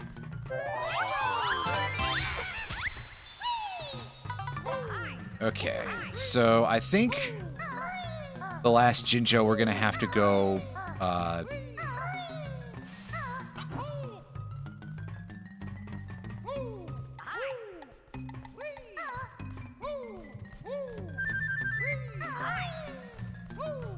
gonna have to go on the ship. There we go.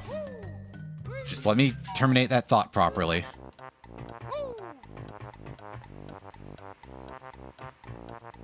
Yes, we have to go on the ship and we have to cross the dynamite crane.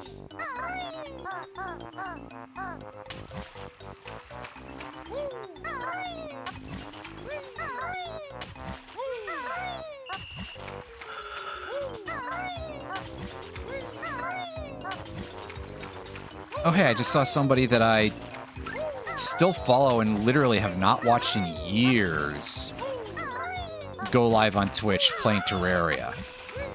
Yeah, that got updated recently, which I remember when that was going to be on a final update like a decade ago.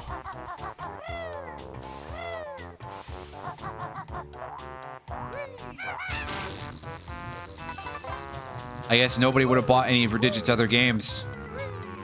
Oh well. Anyway. Enough of that. Let's climb up the rest of this. How many final updates has it had now? Many. That's all I can say for sure is many. At least...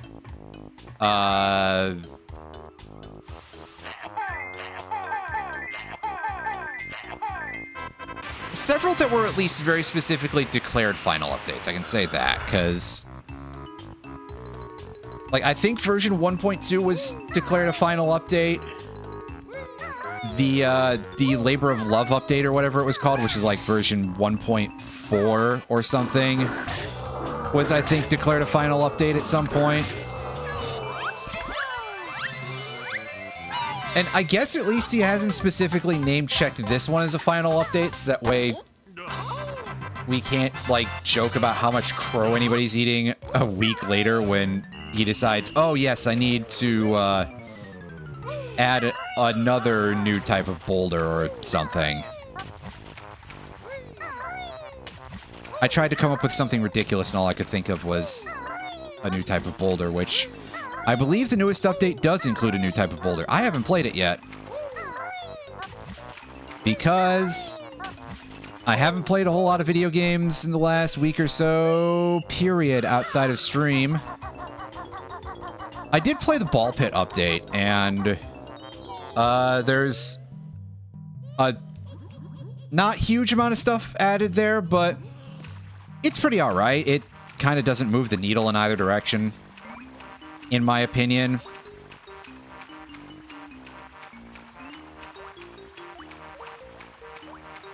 Now,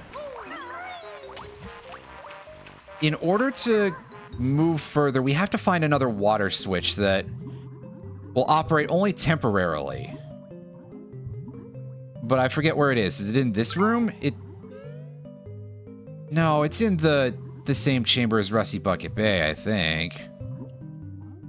And for that matter, we don't have to use it to, like, go to the next level.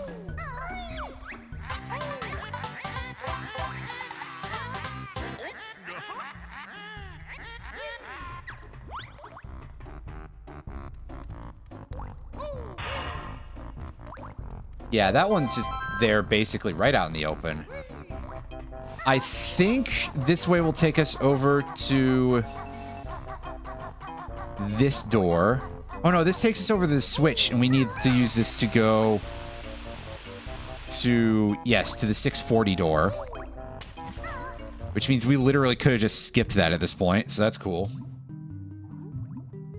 But in order to get the third Cheeto, we have to go this way.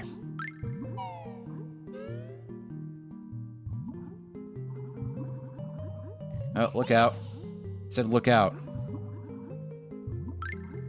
We apparently did not do that.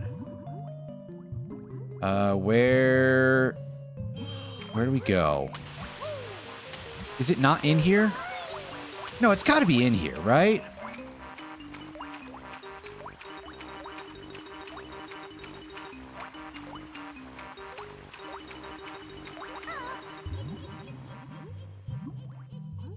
Hell with it. I'm going back to the other room to reset my air and stuff and get in the place for... Oh, I cannot find... Yeah, last Cheeto I know is like a really awful time presser.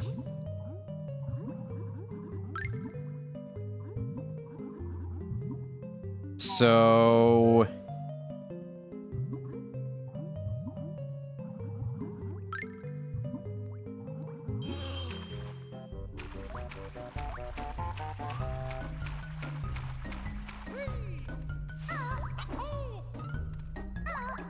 Okay, so for a start, we can actually go in here and we can do this.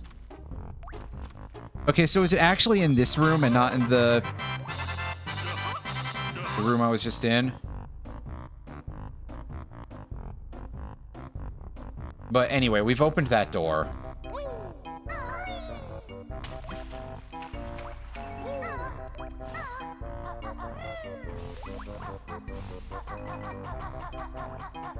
Yeah, again, I'm going to pause here for a second.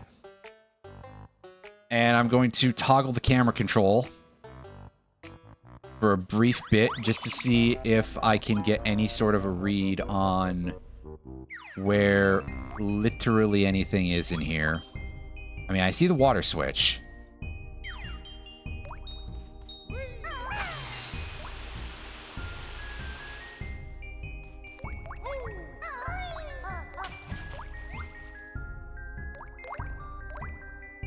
I don't even get to that Mumbo token, huh? Okay, so I'm I'm assuming that unless I have to swim, and that doesn't seem like there'd be a real reason. Yeah, because there's nowhere new that's enabled in this room from that, but in the other room, sure, I would assume.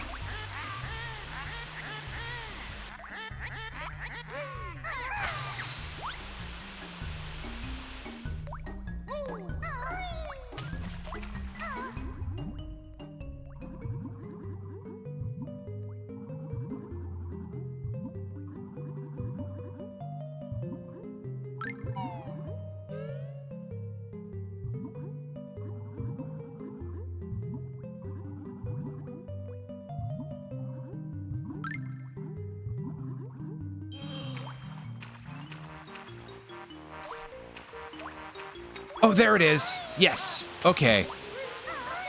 I see. I see what we're dealing with here. So basically, I gotta go straight up from the entrance to this room, don't I?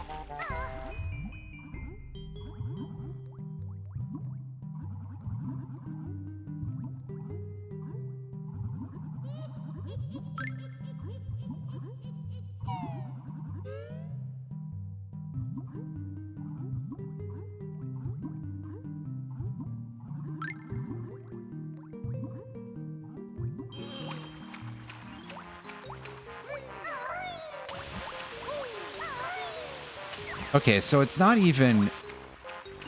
It's off to the side of there. Okay.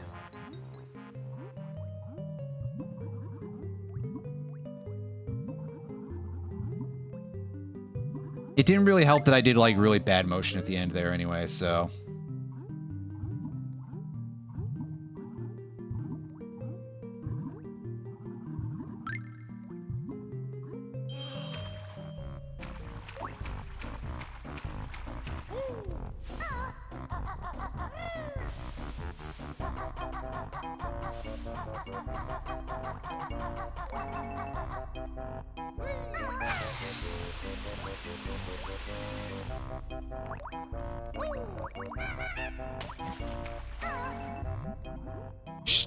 Should I, Roundy? Yeah, I mean, I should, but...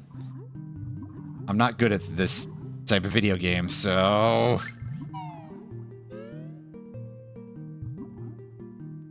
Or most other types of video games, to be perfectly honest with you, but... I'm real bad at 3D platformers, especially the old ones. There we go, and we got there with a good chunk of time to spare, didn't we?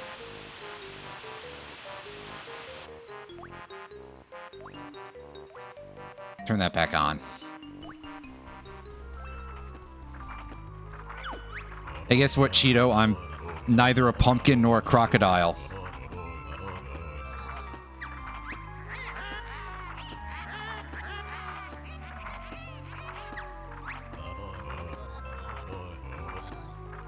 Sandcastle floor and treasure trove is gold feathers. Well, we'll deal with gold feathers in a couple of minutes because... we got one other thing to do in that sort of vicinity of the world here.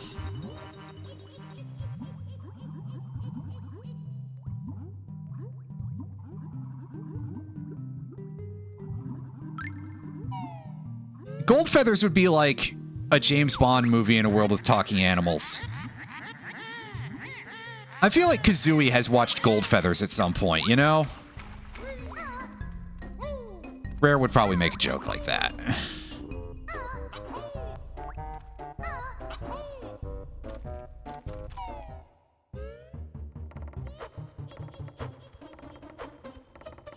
Yeah, no, wrong rare game, Retro. How you doing?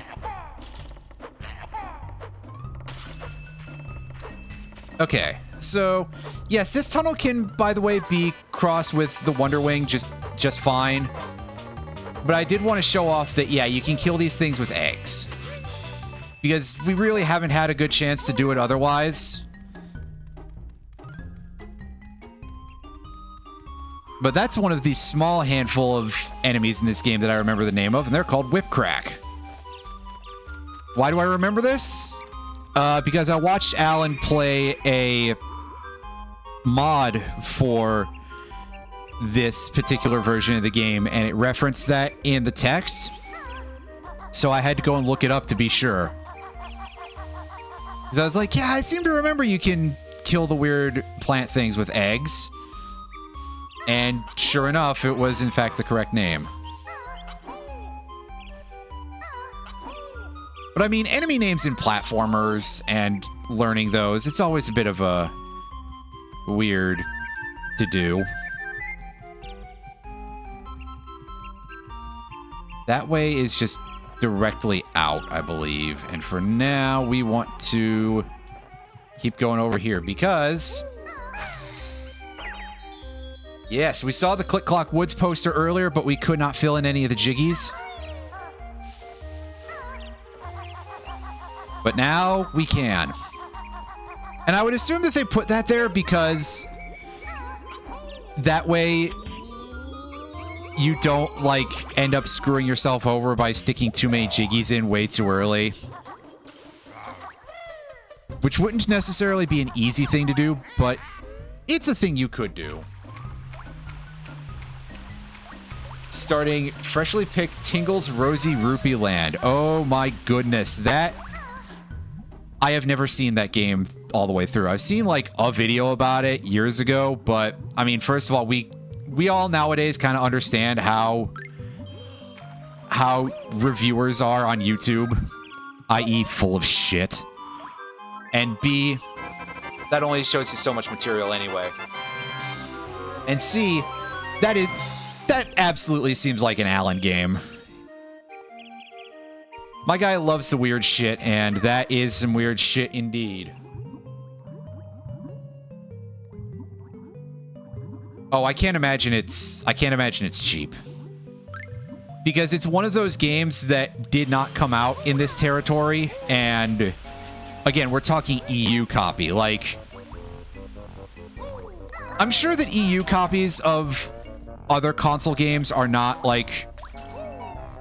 I almost forgot to go and negotiate with getting gold feathers, because having 20 gold feathers in the next level will help us out immeasurably. But basically, yeah, Tingle's Rosy Rupee Land did not come out in the US, period, as far as I'm aware. Unless there's something that I just don't know about with regard to that game in terms of its release history. So, yeah, finding an EU copy of that I would assume to be quite difficult because, at least for a good price, as a consequence of that. Because that does tend to be a real hotbed for, like, hey, here's a game that's going to be disgustingly pricey for you to be able to get a copy on the secondary market.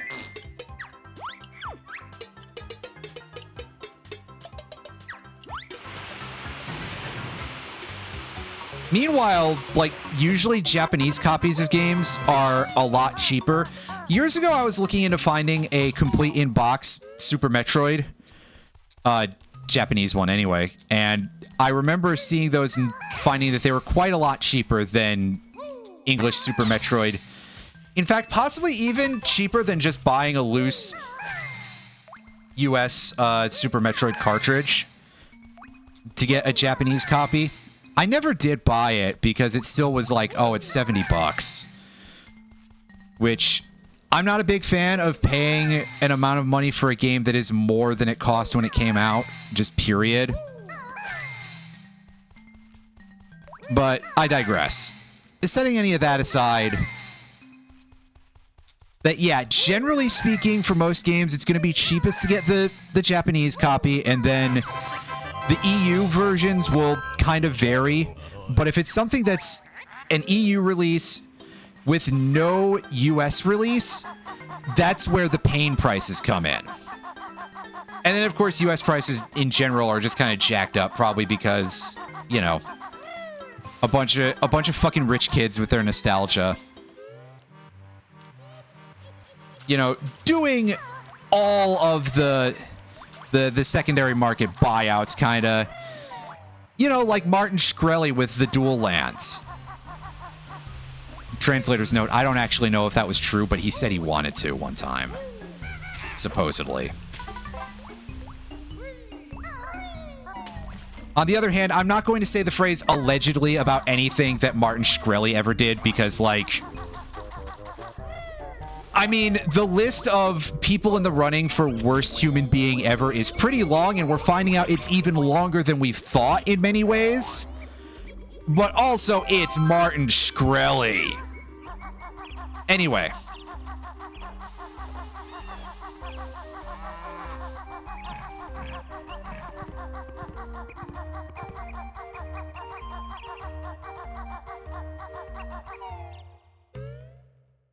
Yeah, it is still kind of dependent, to be fair.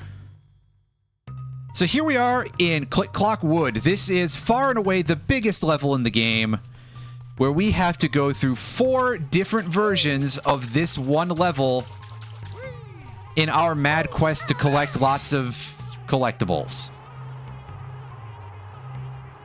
The last known rich person to suffer a consequence. You ain't wrong, and that's like... That's a huge bummer. That's a huge bummer. Did they ever get that Wu-Tang Clan album out of him? Which, man, is a wild phrase, because in the back of my head, all I can think is, you know bro never listened to that, right? There's no way. Oh, whatever. It's no big deal. Quite frankly, I probably would have ended up at that point if not. I would have said something to make myself sad. Also, we get a funky camera angle for killing that bird. I think we get that, like, every time we negotiate with these low-budget eels. No, apparently not. Apparently I am just a fool. Well, this wouldn't be the first time I said something that was just crazy wrong, but hey.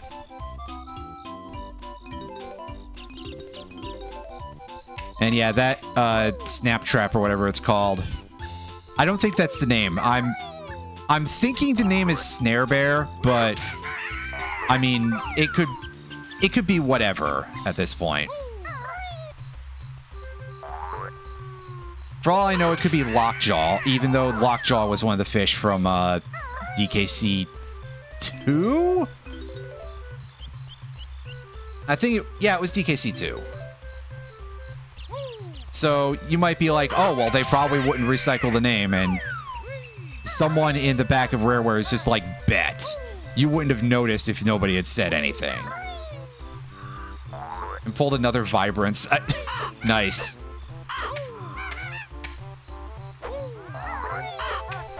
I'd say the game is telling you to build something specific, but like...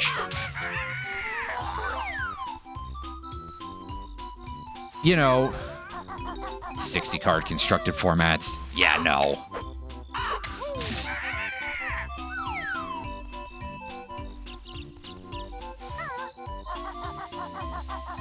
Yeah. Look out, Modern. Look out, Ragavan format. Actually, I don't know if Ragavan is, like, that overpowering of Modern. I don't really know 100% what decks look like in Modern right now at all. So, whatever I'm saying is complete nonsense. But, also, I mean... Magic is very much heading into an area with regard to things to do with Modern and even just sort of invoking the name of the beast here, that I feel like Magic is definitely having the thing when it comes to game balance of just pushing things much more nowadays. Especially Modern Horizons, of course, is a pretty big contributor to a lot of the issue here, where basically it's sort of the problem game balance wise that Yu-Gi-Oh has a little bit, where after a point, in order to push packs, because it has basically the effective equivalent of only Legacy as its format, basically. Well, okay, technically it has an analog to Vintage as well, but still, that's literally only Eternal formats, where they'll just get to a point where it's like, okay, in order to keep pushing packs, they have to keep upping the ante on the power level. And this has been a thing in Yu-Gi-Oh! Basically since its outset, that, you know, back in the day, back when I was starting out, you had one, I think, monster that was in 1800 that you could summon at no cost, other than your summon for the turn. Don't be a pedantic person, whoever is thinking of being pedantic in the comments. And then they released just creatures that were bigger and just kept pushing their luck a little bit with it. Yeah, mainly after Cyber Dragon was added, but there was definitely like shit before that that was that type of pushing, like Vorse Raider and the other 1900 vanillas. So the TLDR on all of that is, first of all, we can't go in the Beehive just yet. But also just the fact that in order to keep pushing packs for Eternal formats, and this also kind of applies a little bit to Commander, which is kind of a thing that actually really cheeses my onions a little bit here. Because for me, Commander is a format for creativity. If you want to be a sweaty fuck, you go to Modern or Legacy. Like, come on. And granted, I say that, and back when I played, I did have that Lord Windgrace deck, and it had Squandered Resources in it. So that already was kind of like, oh yeah, I am definitely like one of the sweatiest people of this group. And this is back before Squandered Resources was a $70 card. This is back when it was, I think I got it for $6. So it's kind of ludicrous how this shit's changed in 10 years, but I digress.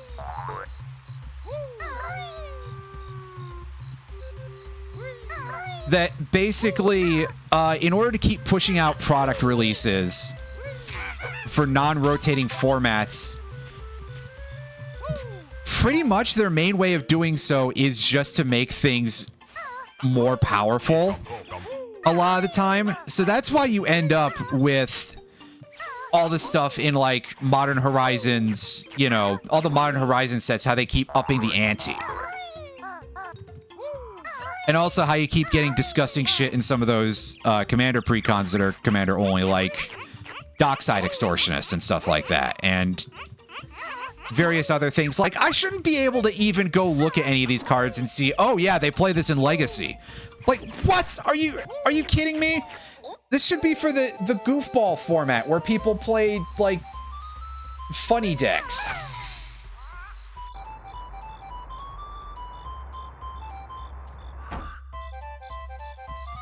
And yeah, they did do some stuff, Yu-Gi-Oh, in terms of formats. The Genesis format is a thing, and they've been doing that as they go, which has a points buy-in chart, basically, for cards. That all of the cards that are a type of restricted are... They cost a certain amount of points, and your deck is allowed to have a certain point limit. Which is something that I am, like, reasonably in favor of for Commander. Although, obviously, you do still always have a little bit of the issue with that, where approachability for deck building is kind of hard. And also because Commander is openly supposed to be a casual format, you know, in my opinion, somebody's gonna talk about like, oh yeah, well, there's CEDH. You can play you know, Canadian Highlander or whatever it's called. I think it's Canadian is the competitive EDH. You know, like, okay, yes, you can play CEDH, but even CEDH kind of has its own ban list and shit. So, you know, my big, probably boiling hot take here for that is that I actually would be perfectly in favor of doing sort of like a Genesis points-oriented kind of Commander format. I'd be okay with that. I mean, obviously, there's still some cards that need to be, like, hard banned, like... Unless you want to actually allow other members of the Power 8 in there. Oh, sorry, I said other and Power 8. I was only supposed to say one of those. But, yeah, unless you want to actually allow... You know, the 6 0-drop artifacts and the 2 blue cards from Alpha... into the format, then, for example, the Commander Lotus should just be, like, hard banned. And there are certain other cards, too, that are just like, why would you allow this in a real format? But setting all that aside, I'd be kind of okay with the basic idea. And yeah, it'd be a little bit of, like, you have to manage this for a build, and you have to agree to a limit for your games, but on some level, there's already kind of that with the Commander Game Changer list. It's just that it's much smaller. I also would like hard ban, I think, yeah, I would definitely hard ban Drannith Magistrate. I think that's the card where it's like you can only cast spells from your hand or something, and it's a 2-mana creature or something.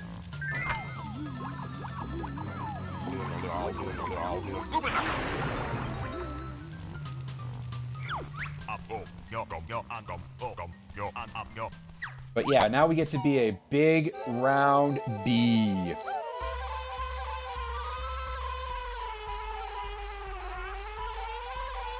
But yeah, that is certainly true that, like, there's always going to be someone who's trying to create a problem in any sort of casual thing. I mean,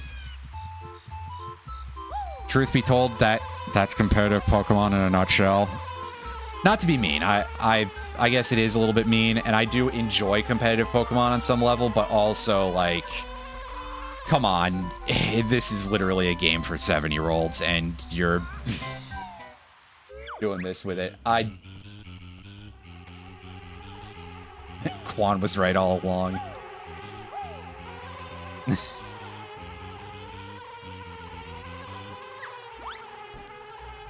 Anyway, can I land, please?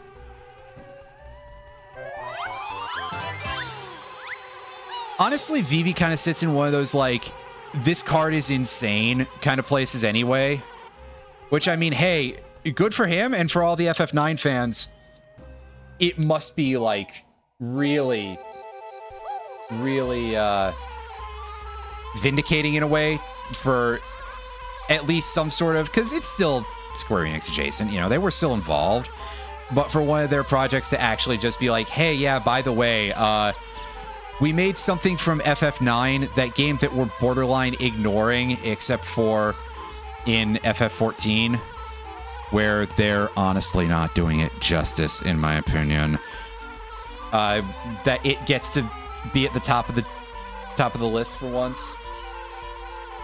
Yeah, exactly. That's kind of what I'm saying, is that you get something from that game, and it deserves it.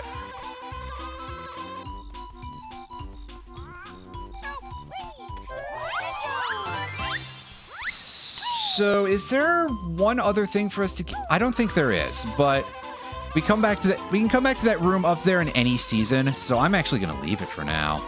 How many notes do we have? We have 20 notes. Okay, so every season except for fall has 16 notes, and there are 4 in the lobby. I believe, yeah, Fall has 48.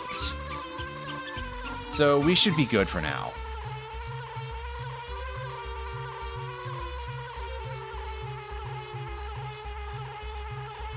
Yeah, I mean, there's always going to kind of be like this weird, mess at some point with regard to something like that, where it's like, okay, somebody's going to get left out in any of the Magic stuff, where it's like, okay, all of these fan favorite characters deserve something, and then they get nothing. I'm trying really hard for this one up, even though I arguably do not require it, but hey, we'll take it anyway. So, like, Zidane kind of gets left behind in that regard. I think Locke is also an uncommon, too, which has to burn somebody's biscuits a little bit, because Locke is, like, probably... Locke is absolutely, like, the favorite of Final Fantasy hipsters. Or guys who think they still qualify as hipsters, who are, don't understand exactly how commonplace and, how basic their tastes are. Excuse.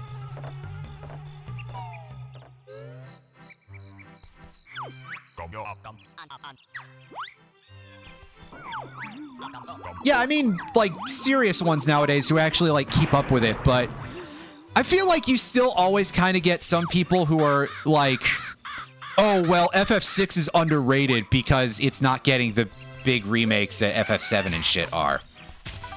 But it's also kind of like being like, oh, yeah, Pink Floyd's Animals is a really underrated album. No, the fuck it ain't, dude. I can probably go on, like, Rate Your Music right now, and it's probably their highest rated right now. I'm not going to do that to actually confirm whether or not this punchline works, but you understand the basics of what I'm doing is that when enough people actually say it, it stops being true.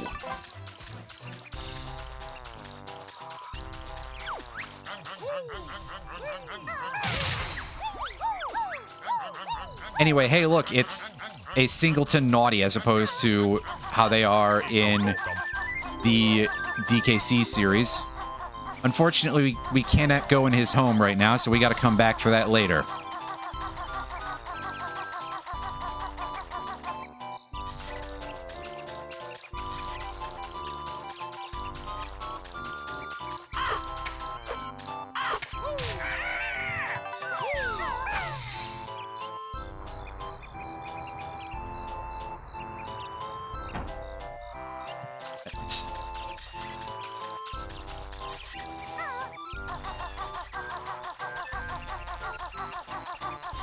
It originally wasn't owned by Rare. I admit that I didn't necessarily keep up with any of the, like, IP rights, so I don't think I knew that offhand. But I suppose ultimately, well, I guess it makes sense in a weird way. Like, Donkey Kong originally wasn't a Rare thing. It's just that they were tapped to develop the platformers, and then that ended up becoming a complete clusterfuck later on. So, I see.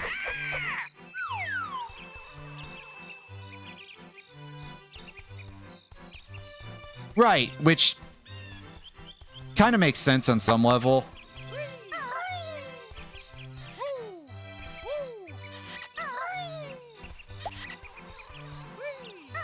And I want to say that there was something very weird with the DKC games on Virtual Console. Note that I'm not saying Virtual Console is a generic here. I'm referring to very specifically the Virtual Console itself. Anyway, I think I have to start this in spring, don't I? Yeah. We gotta take a dump in that hole. But first, we gotta pick up this one up.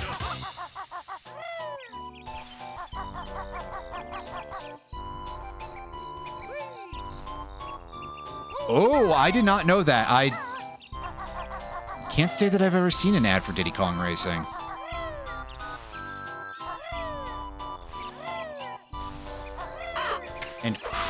Crunch? I couldn't place that character offhand.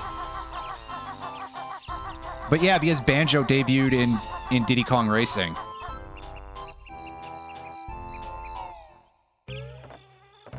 That's correct. I think I'd actually forgotten that entirely, so.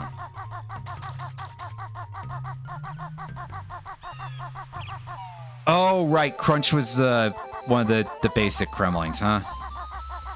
I can't remember all their names offhand except for, like, the Critter and...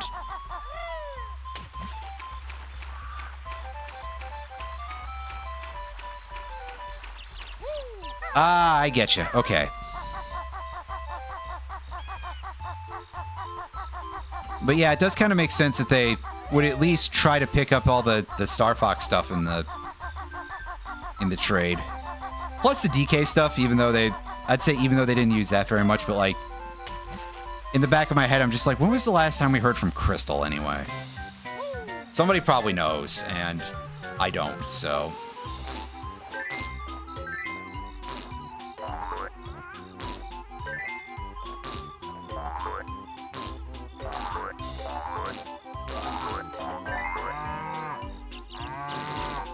Physics being a little funky there.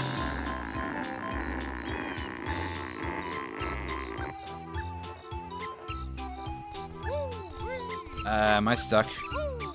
Might be stuck. I'm stuck. Never mind, I'm not stuck anymore.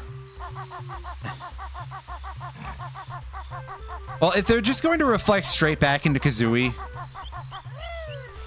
you know, the old boomerang shits. Anyone ever had that? God, I hope not. That sounds terrible. Let us never speak of it again. Anyway.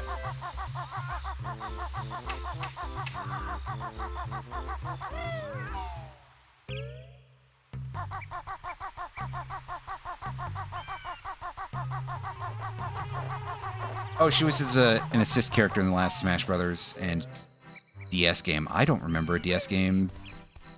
Well, I mean, I guess Smash Brothers DS game, which would be a 3DS one, but that's not what you're thinking of. Ah, yes, and there's a couple of sets of just loose beads in this area.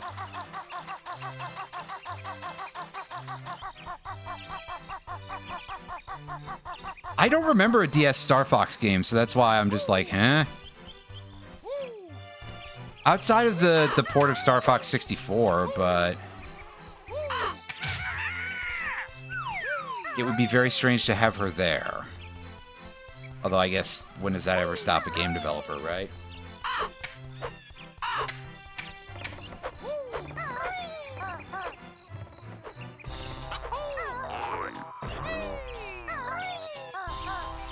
Star Fox Command, I don't remember that title at all. So, yeah. Oh god, that sounds rough. Anyway, Mumbo is here and we can't turn into a bee. And because it's too hot or something, he's not going to change us into a bee. I wasn't sure if his hut had anything of real value in it, so...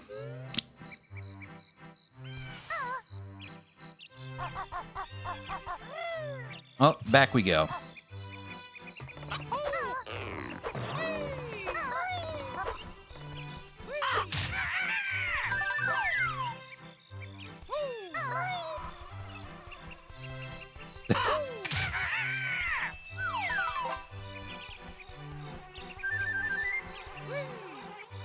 Oh, look who it is, now that we've actually grown the plant. Look who's back.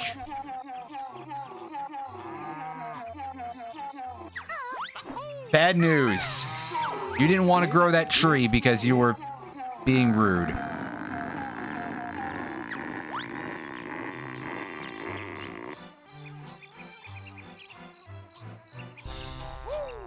And he's just gonna stay there. Well, that's alright.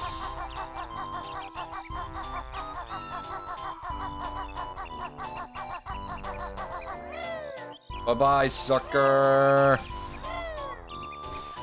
Now we get to climb the rest of the tree and walk into these guys. Oh god. unstick... I still took another hit. That's what I was afraid of the whole time. I was like, please unstick me, and then I still took the extra hit anyway. Like some kind of person who's never played a video game properly before. What do you got? You've got a Mumbo token. So that's of no value to me.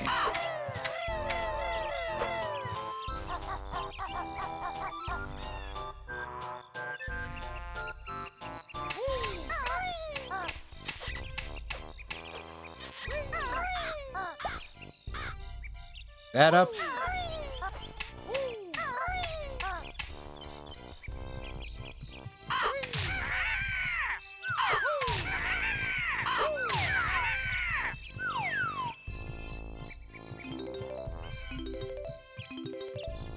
And now we can finally enter the beehive, but not necessarily from the fun direction. We have to come in from the top.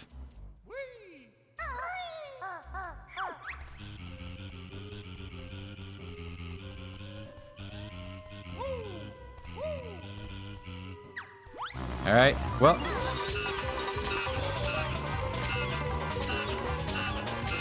There's a Wonder Wing. You know, I almost feel a little bit bad. Oh well, we were getting bored of guarding it anyway. Classic. That really is... That's got to be like the saddest of the mini bosses in this entire game. You literally just stand still in Wonder Wing. It's kind of bad. I assume that the idea is supposed to be you just like rat-a-tat-rap them, but it's not a well-designed fight, really. I guess it's either do you want to hurt yourself mentally or do you just want to make them suffer? And to be quite honest with you, well, we saw what happened, so...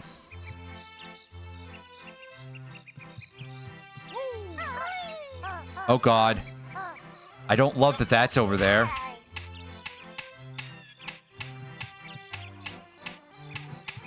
Unfortunately, that flight pad is unusable to us.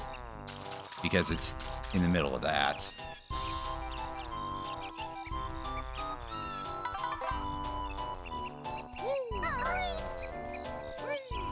Someone was really fucking hungry, yeah. Clearly.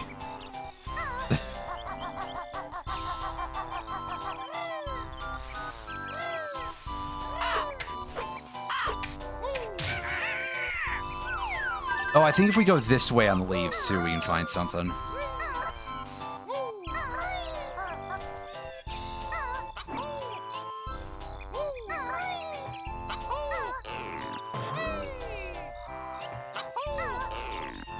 Ah, yes, here's this Jiggy that's otherwise out in the middle of nowhere. Whoa, whoa, whoa, whoa, hey. Almost crashed right into that thing. It's trying to interfere with my cutscene.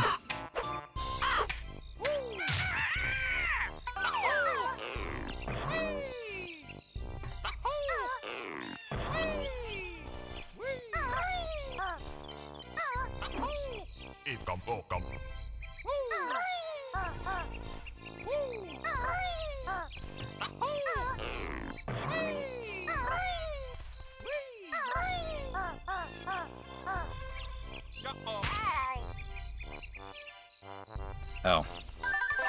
That just kind of looks like it goes up to, up the path, though. So I think we can go back the rest of the way. And just, it'll be fine. Probably.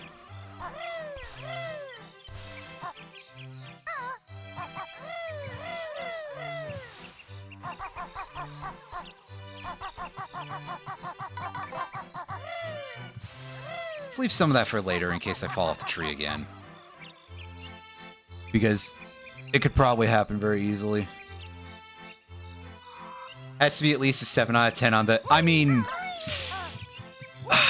yeah, there's some elements in this game that, let's just say, haven't aged very well. Although, honestly, saying haven't aged well seems a little bit like, you know, excusing things a little bit too much because this game did come out in 1998. And I think most people probably missed it, but there was the Indian parentheses not Native American stereotype in Gobi's Valley with that snake charmer. Yeah, to be fair, they were British. That's not far off from what I've been saying. Is I've been saying, yeah, that's that good old English racism for you, basically the entire time. That, oh boy, and you know, Mumbo and his shamanism, and you know, literally being full named Mumbo Jumbo with a skull for a head. Which, okay, sure, the skull for a head thing is not natural, but come on. That's still a little bit of a big, come on, man. At that point, you're reaching for an excuse to not give this game its due. Oh god, I didn't even remember that, but... yeah, there's some shit in Banjo-Tooie as well. But for the time being, just talking about just this game. That, yeah, that's a bit of a questionable design. And of course, nowadays, I think this is probably something that it's a little less fair to nail him for, because the use of the term shaman was a little bit more loose in previous periods, where I think that my understanding of it from an anthropological perspective, which is basically I literally read a Wikipedia article because I was curious about a change that Magic made.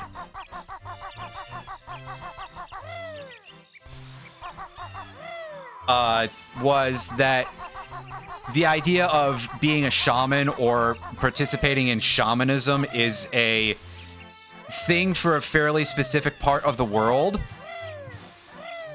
Like, somewhere in the cold mountainous parts of Asia, I believe. I forget exactly because my memory is not good.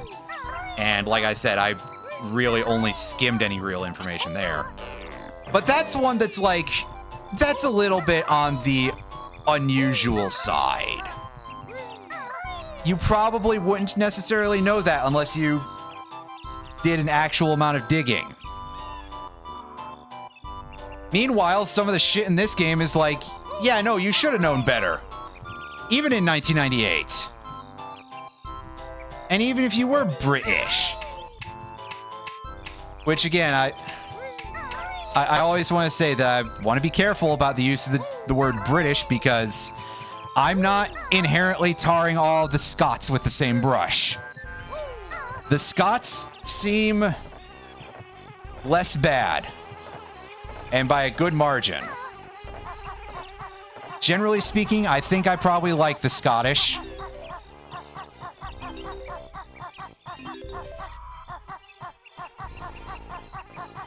Meanwhile, I'll bring up with the English with the kind of vitriol that you usually were getting out of Iron Sheik when he was talking about Hulk Hogan.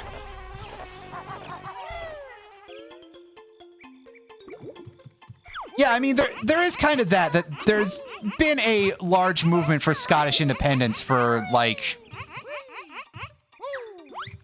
eons. It's been for kind of a while.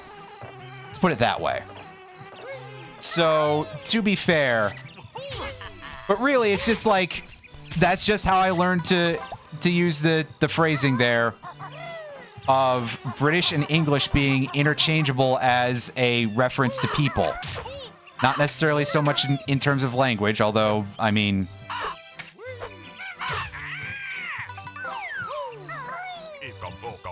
And I'm trying to unlearn bad habits too, and so are all of us. So I think we got to cut each other a little bit more slack, just as a species here. Otherwise, what's the other way forward? Is sitting here waiting for Banjo to throw every single caterpillar one at a time at this extremely large baby eagle.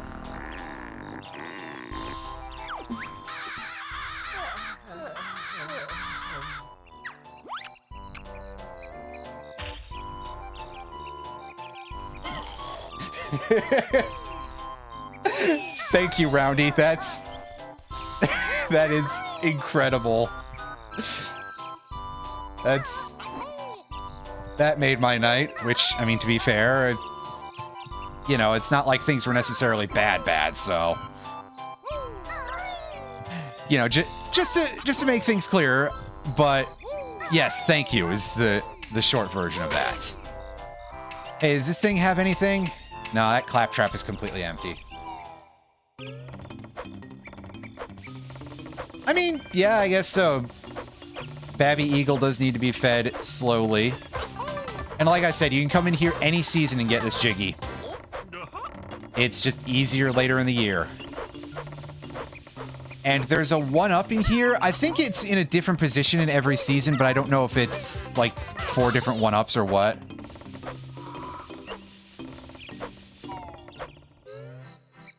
And in a game with comparatively few 1-ups, that's the closest thing to a room made for Roundy as this game's gonna offer us.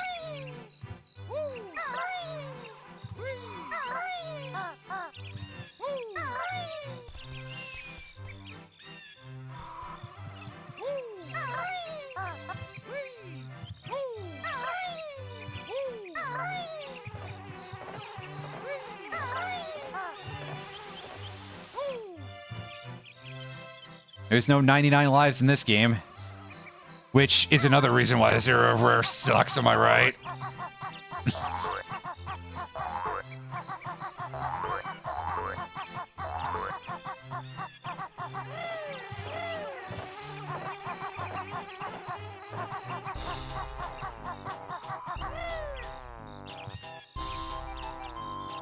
Probably gonna test Thursday stream tomorrow. Neat! I'll be looking forward. Even if I don't come in having anything special to say, I still throw it on. And at least try to give you that viewer.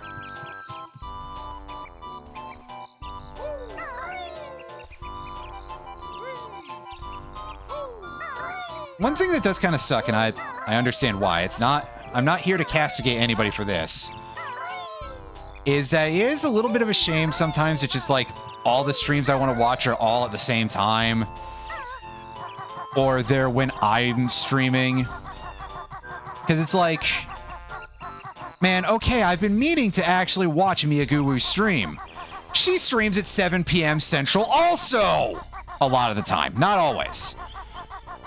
So it's like, well, I can't very well watch somebody else while I'm doing this, can I? I mean, maybe I could, but... Or we got Roundy and Alan streaming at the same time, and so is Brysolf, and then it's like, oh, I gotta juggle these every, like, couple of second monitor on my... I mean, I guess so. But then I can't listen to all of them very easily at the same time and necessarily make sense out of it. Sometimes I will, like, listen to 2 things at once. It just doesn't always work out super well.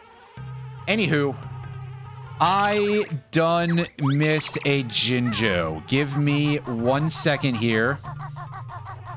Because Colonel Mustard is somewhere out here in the grass fields. I believe he's in a corner being harangued by bees. There we go. Yes, it should come as no surprise, basically, to just about anyone that the Jinjos here are basically color-coded in terms of what season they're located in.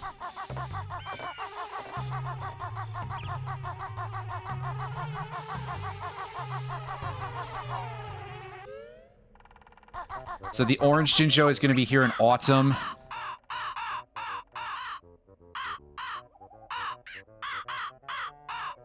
Need 10. Well, if you take that one that's literally right behind you, you could only need 9.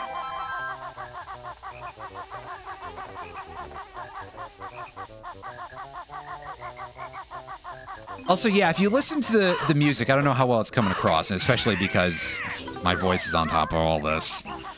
But there's always a lot going on with, like, all of these. I mean, in addition to the fact that we've got the whole, hey, it's variations of the same track matter going on, this level, like, they mix things up with a bunch of different sounds and stuff to try to provide a different vibe for it. And in addition, this track always has this little bit of like a hip-hop beat underneath it. There's ideas going on here, and I like Grant Kirkhope a lot. I mean, he's definitely not the best composer that Rareware ever had on their payroll. He's no David Wise. Quite frankly, he's not even Evelyn Fisher.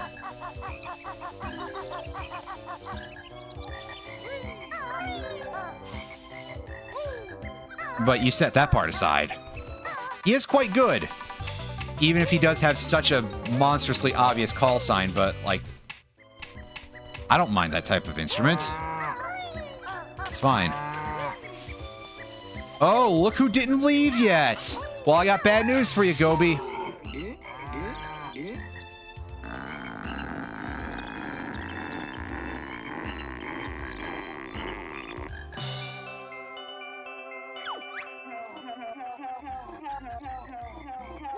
I broke his back, but apparently I didn't make him humble. Because now he's off to a lava world. So there's always been a lot of, like, controversy about that particular phrase there of, I'm going to the lava world, with people not sure if that refers to the idea that there may have originally been a lava level intended in this game, or if it's because of something that was already pre-planned in Banjo-Tooie.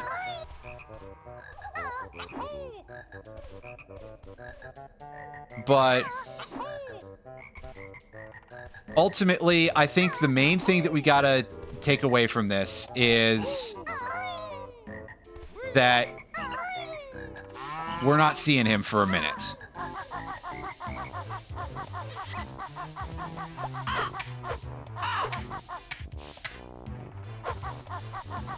Perhaps better than a Robin Beanland. Yeah, I'll go with that.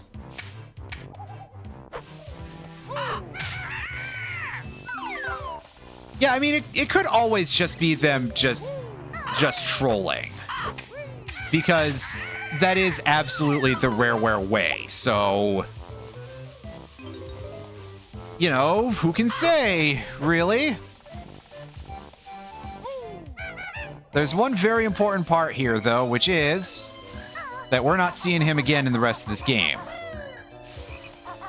Which probably makes sense, because this is the last proper level, and he's not showing up in the overworld. Can the other characters actually even access the Grunty's Lair overworld place?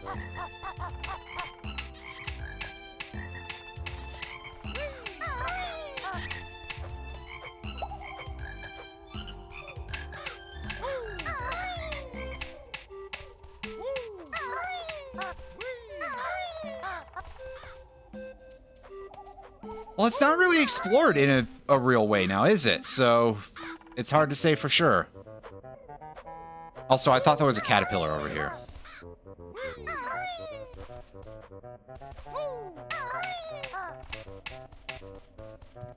But there was not, and I was wrong.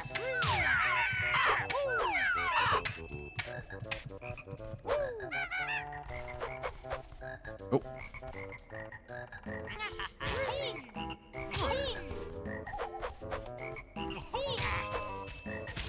Oh. It's a lot of horrible jittering happening there.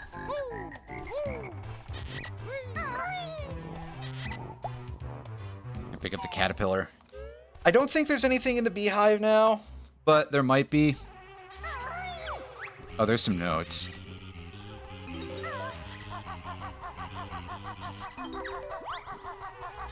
Yeah, they've all taken a hike. They know that the winter is coming soon, and it's gonna be rough. B. Yeah, I mean, it would explain, but...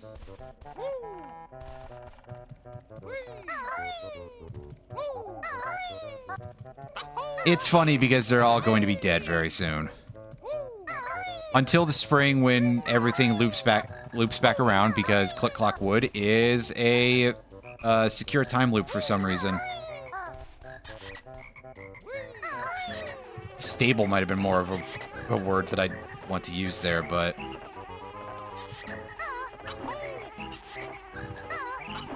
You know. Oop. Careful.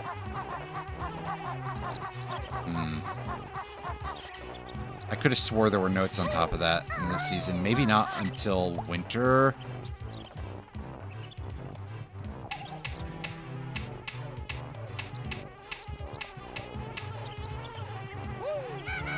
Whoa. You jerk. He's mad at us for all the time that we kicked his brother's asses in the swamp. Hey, you. Nut Buddy or whatever your name is. You need 6 more acorns before the winter comes.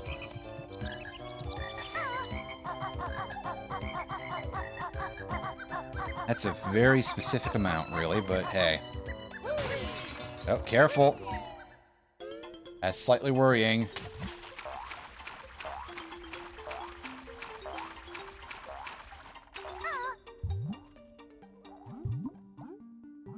Did you know about this, Nabnut? That there's just this acorn in your flooded attic? Maybe that was already part of his stash and we've just... we're about to cheat him a little bit or something.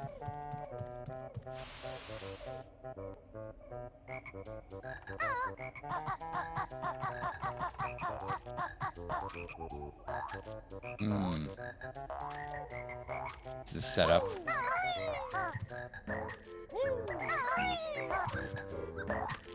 Don't like this setup very much.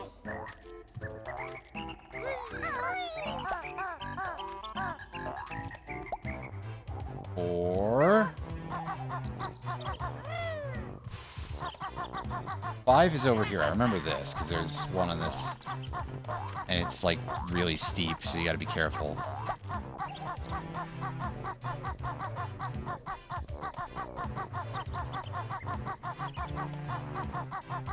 Okay, now did you leave one in your house that I can... I hear it making a noise. Oh no, that's a caterpillar making a noise. Well, that's pretty useful too. And yeah, he did leave one just right up on the shelf. That probably shouldn't count, right? Like, that's just part of his stash already, isn't it? Or did he not see where it was because he's some kind of lummox?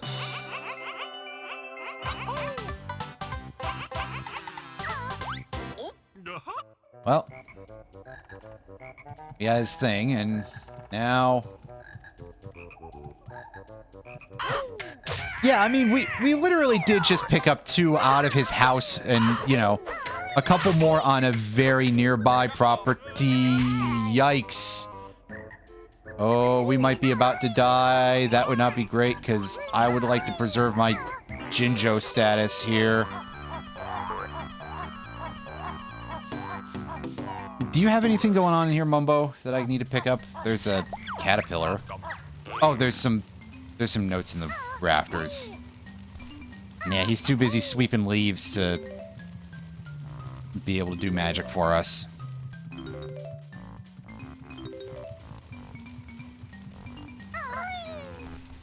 It's alright, man. Those leaves are still gonna be there.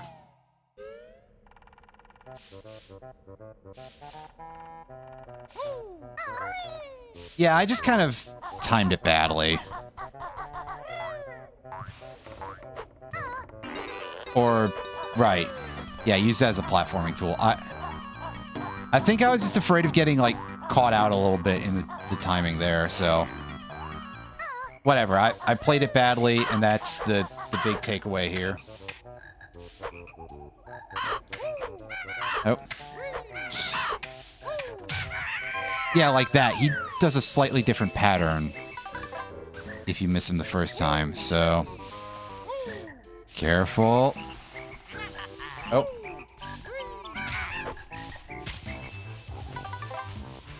Now we got some health back. We're at least in slightly better position here.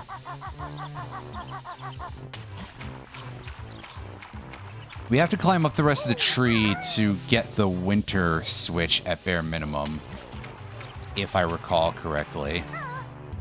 Oh, that was pretty close. That dragonfly almost got us. That buzz bomb. That's one of the small number of enemies whose names I definitely remember from this game. There's a couple others, but I'm not completely confident of a lot of them, so... Oops. Yet we still managed to collect that. Hey.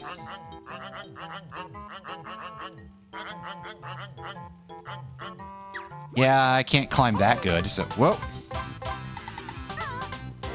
That was a bit of a weird camera shake that we got there from it bumping into something awkwardly, I guess. Okay, I assume we have everything here.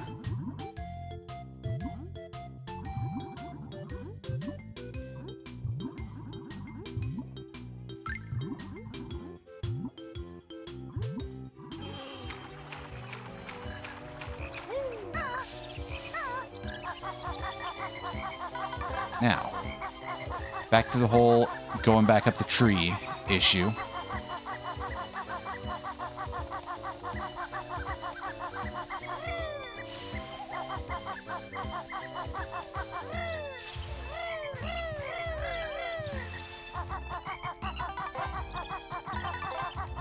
Oh, yeah. I didn't deal with that one before. I may have gotten slightly jump scared by that, by my own incompetence.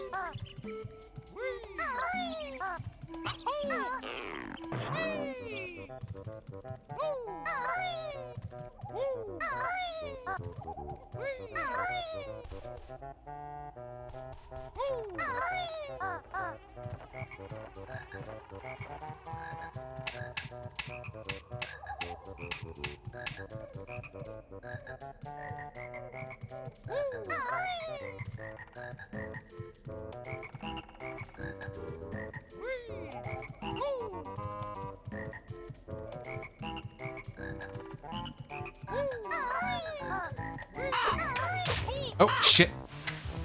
Uh-oh. Well, at least we were able to save that one, so that's good. I just had forgotten how many of these I had killed or not. Oh, also, I guess while we're goofing this up, might not be a bad idea to try to get down to the top of that flower from here, because you say, yeah, we gotta do that, right? I didn't forget or anything. Not entirely. Just nearly so. Pause for a second while I adjust.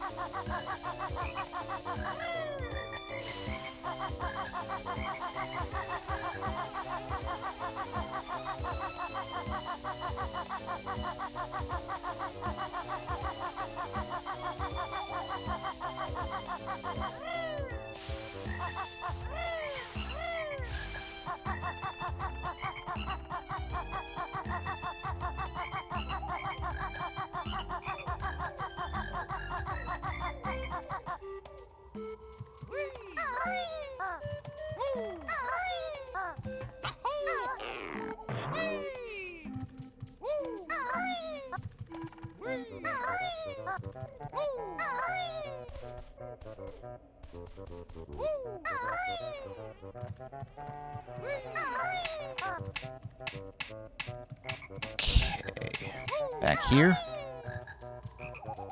Carefully around that stuff. Especially around that goofy camera angle. Ugh. Alright. Now, we killed the first one, not the second one.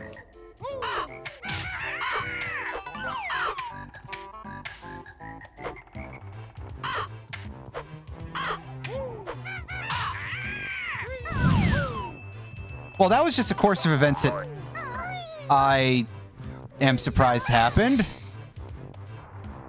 We managed to not fall off the thing, and we also... That definitely looked like I should have taken the hit while I was doing the rat-a-tat rap there.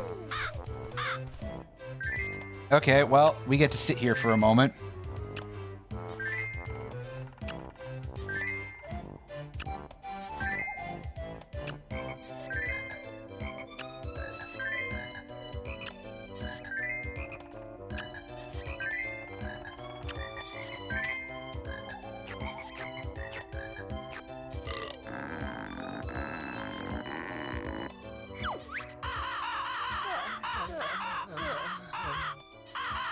You're already pretty large, to be honest, but hey.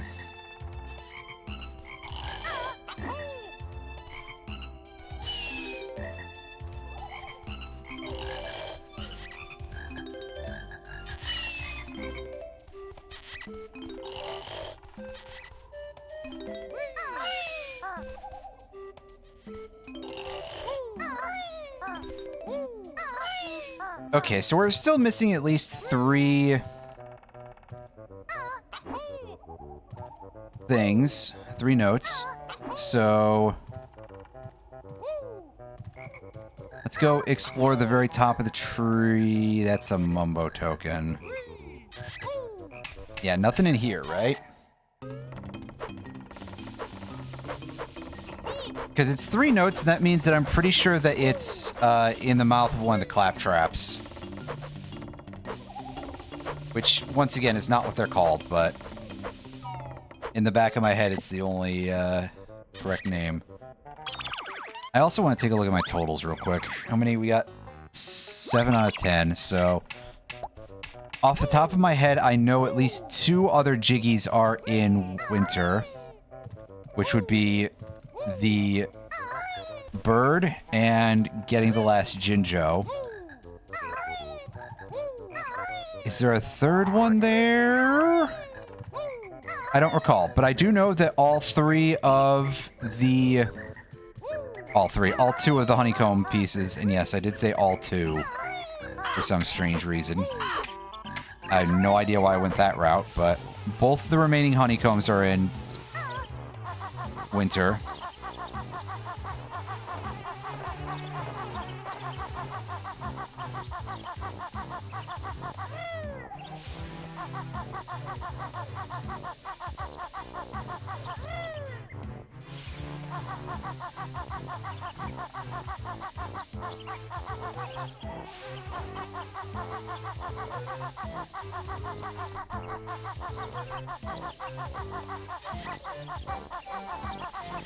Oh, hey, there was another very easy one over there. Wow.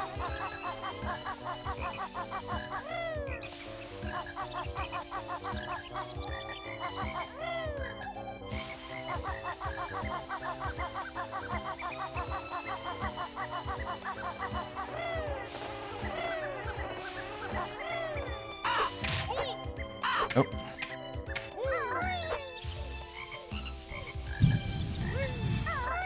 Okay, so we got these ones. This is the one that we saw earlier that had 3 notes. There's another one around somewhere that has 3 notes, isn't there? And I don't, for the life of me, remember where it is.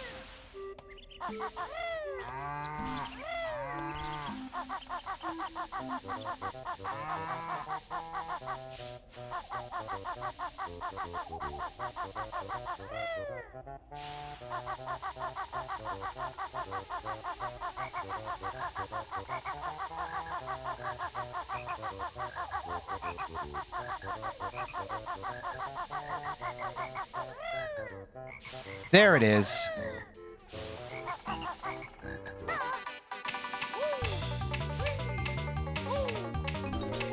Just positioned up here in this sort of defensible position of sorts. But now we gotta go back and get the items in winter.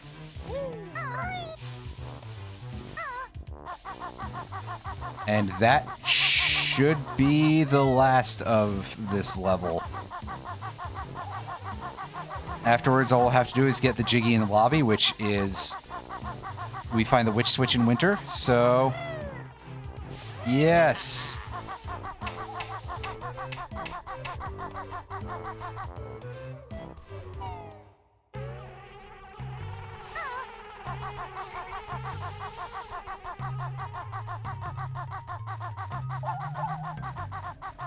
And of course, because it's winter, this is basically just, hey, here's all the worst of Freeze Easy Peak, except it's even worse than usual.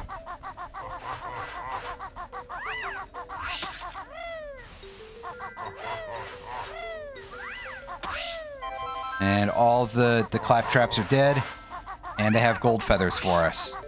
Which is nice, because that represents the ability to get a pretty significant resupply.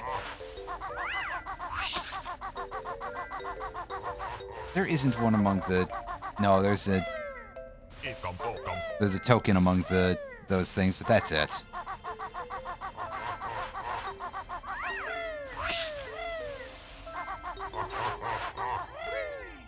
Oh. That's slightly worrisome.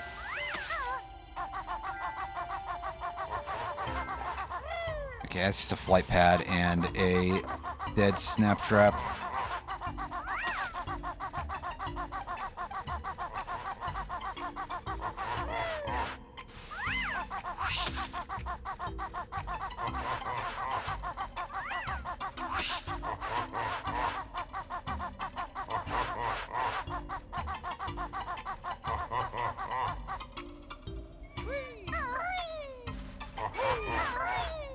Ah, now the bird's making noises too.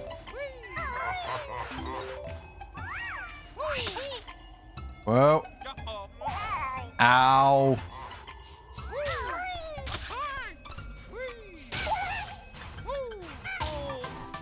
Are you for real right now? Really? That just... what? You're out of your fucking mind, game, with that hit detection. Hit detection in very large air quotes there. That was bad, is what that was. Well, whatever, I guess that just means we have to go recollect the Jinjos. At least I ain't gotta worry about the notes. That's all I'm thinking is just, hey, at least I don't gotta worry about recollecting the notes.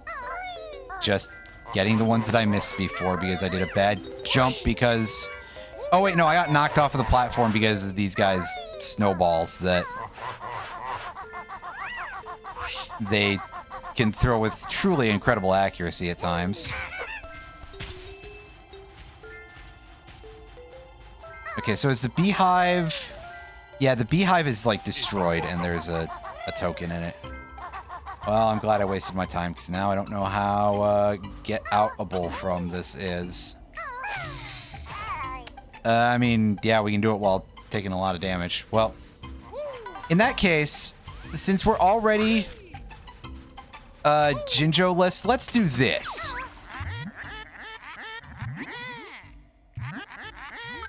So this water operates by Rusty Bucket Bay rules. And you might be saying, what purpose is there for this? And it's to go back to the beaver house.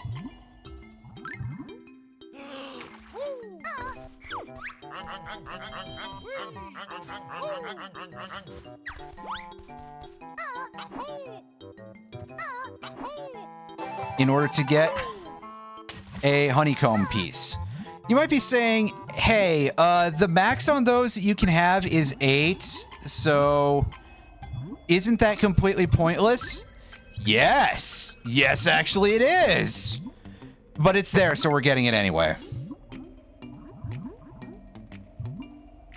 And that's why I'm actually maybe slightly okay with having lost our Jinjos.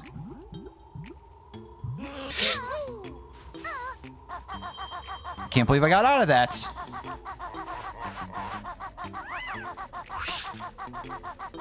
That was a close shave, to be sure. That's Yeah, once I started, like, having an issue around the hole, I was like, surely I'm not getting out of here, right?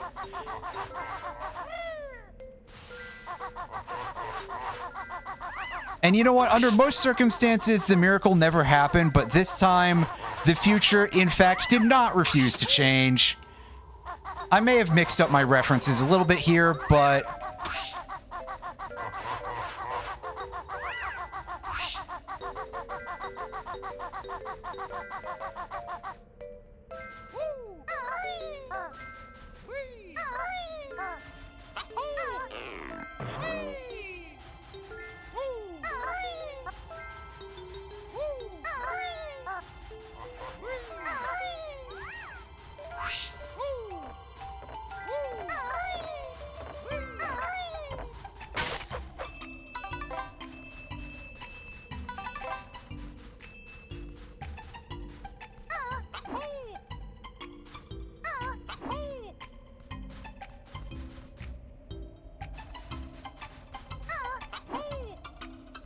Oh, yeah, this is...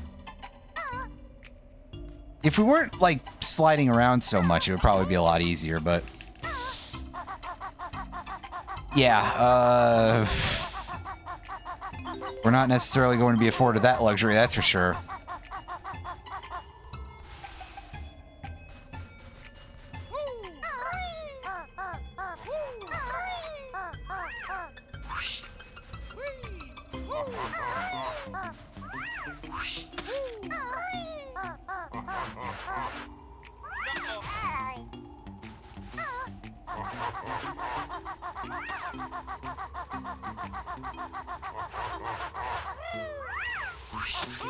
It's alright, sometimes I gotta be able to pull things off even when I'm fumbling through everything else.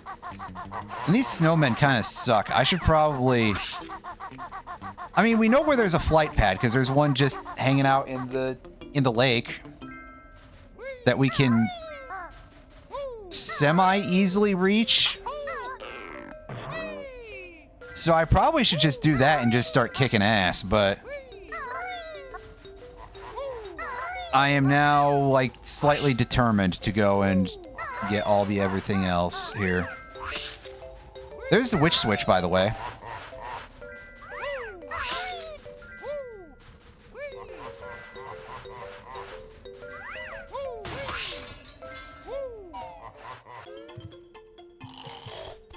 And we get to come in here and... Nabnut's got a little pink squirrel girlfriend that he's... You can tell that she's a girl because she's pink.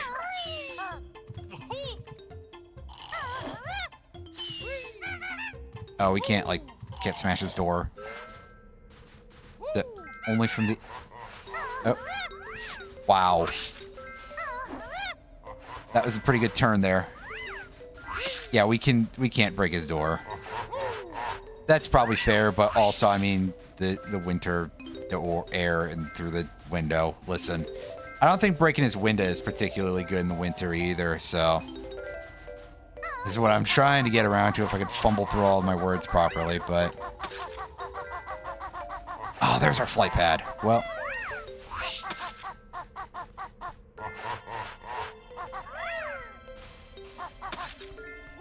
Yeah, to be honest, climbing the tree is not going to be that hard, probably.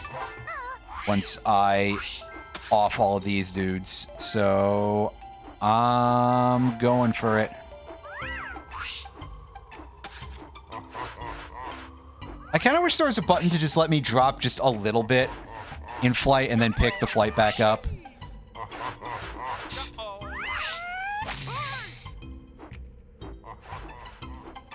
That was bad. I think actually I had enough height to land the hit if I hadn't have pressed A, just from the bounce back. Yeah. Once your beak bomb comes back off cooldown, you're pretty much good to go after that.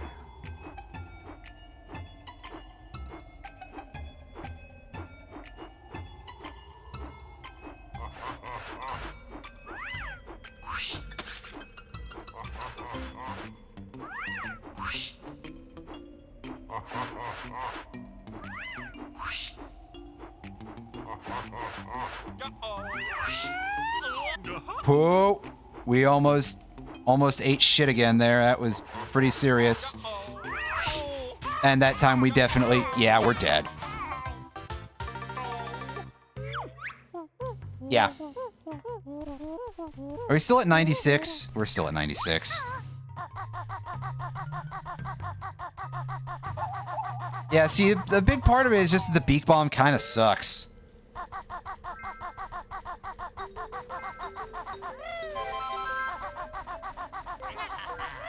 Which is great, because that's going to be a thing in the final boss.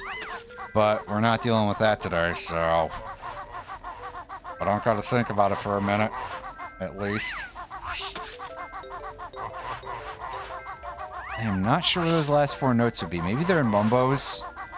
Not likely, but...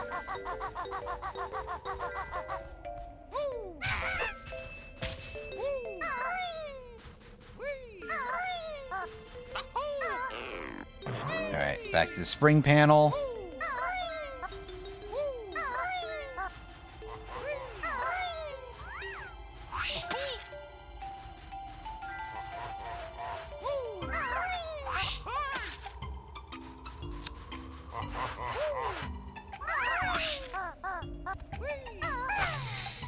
Hey, we got the witch switch without having to kill that guy. That was fun. I thought for sure that he was just going to shoot me out of the air because these guys apparently just have ridiculous accuracy sometimes. And by apparently, I mean, admittedly, I think I already knew that. And by sometimes, I mean, good lord. It's almost like the more improbable the shot, the more likely they are to land it.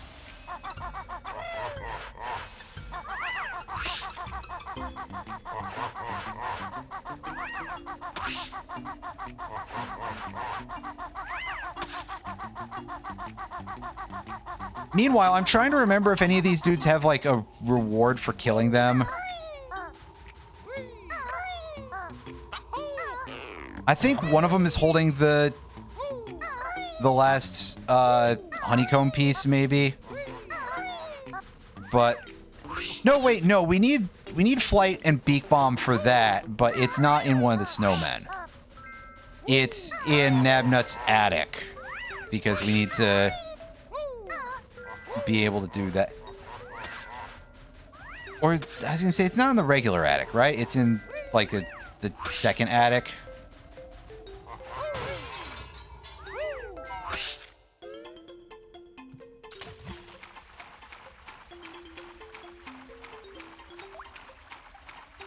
Yeah, there's just eggs in here right now. So, glad I risked life and limb to get up here.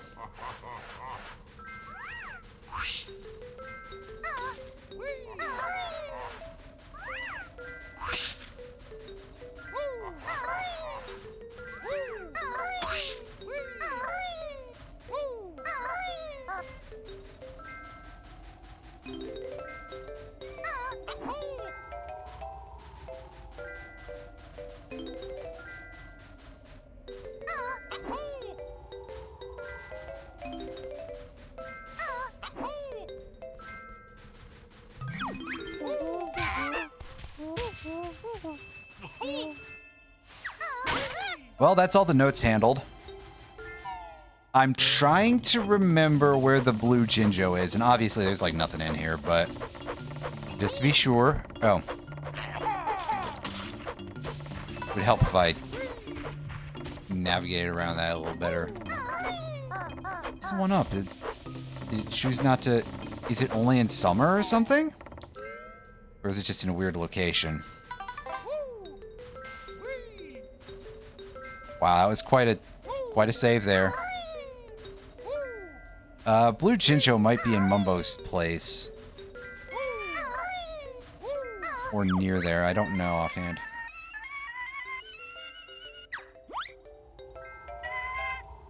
Yep, off he goes.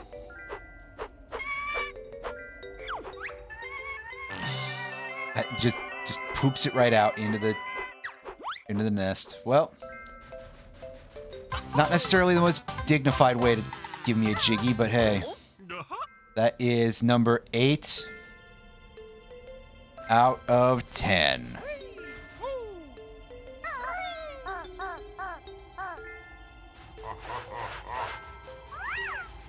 Yeah, I hear you over there, chuckling guy. Chuckling Jimmy. I don't know. I don't know what his name is. Actually, I do know what that enemy's name is. It's Sir Slush. And of course I remember that because of Chrono Trigger, but I digress.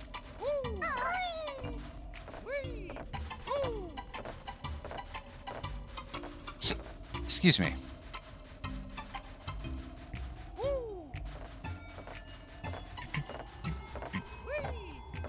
Get down, drop. Drop carefully would be a good idea.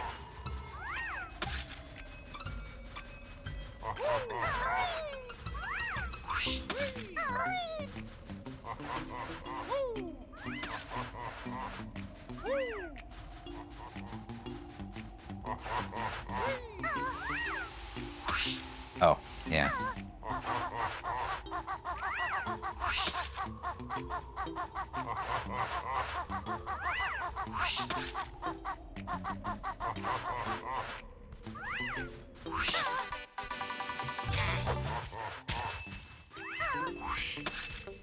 I didn't just use that to kill, like, the most generic enemy in the level, but it did, in fact, help with that, so...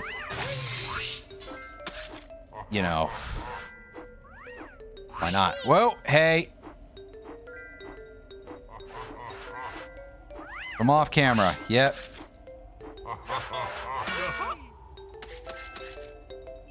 Oh.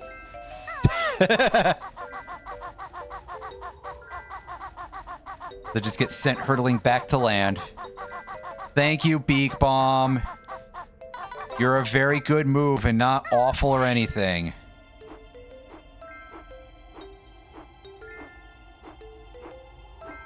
You know, this game's pretty alright for the first 7 worlds, but then after that, it does kind of take a bit of a nosedive.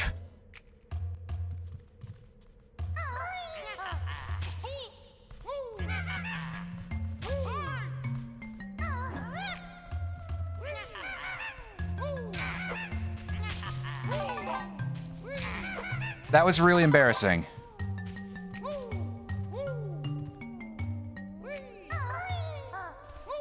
I think I've just gotten so used to the ice physics that being in here has screwed that up for me. Well, at least it healed me. But yeah, once you're at 8 honeycomb pieces, you can't get any more on your health meter. You can expand your health meter in other ways, but not through those.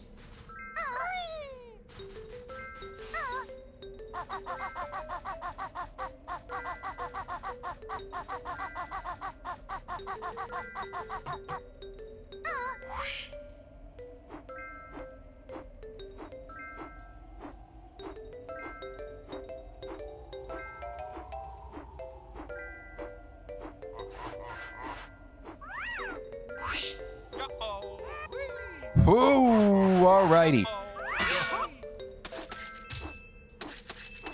And he drops nothing.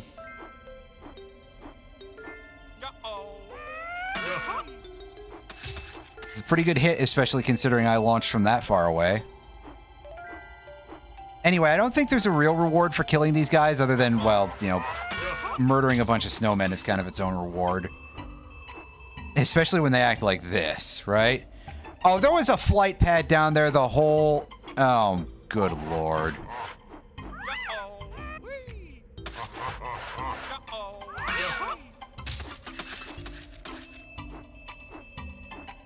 I'm a complete fool.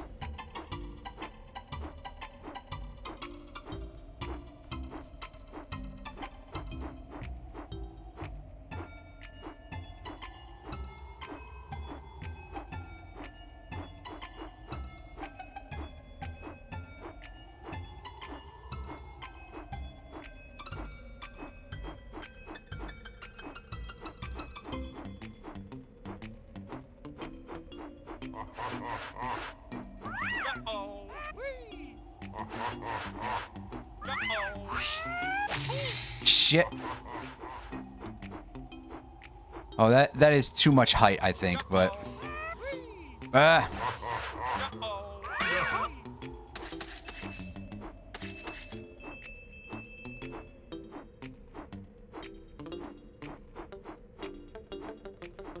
Are there any more of these chuckleheads out here? I think I got them all. But I'm doing one last scan of the area, one last orbit here to make absolutely sure. And then I gotta find the damn Jinjo.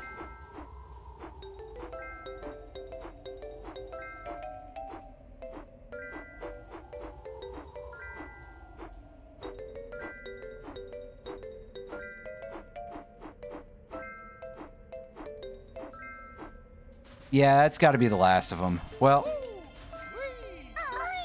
all right, let's figure out where that Jinjo is, cause yeah, it's not in here, right? I'm doing all the map switches just to make sure, because you'd usually be able to hear them.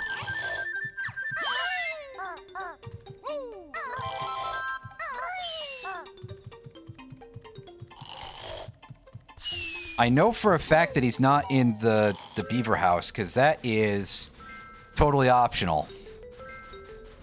Which is good, because yikes.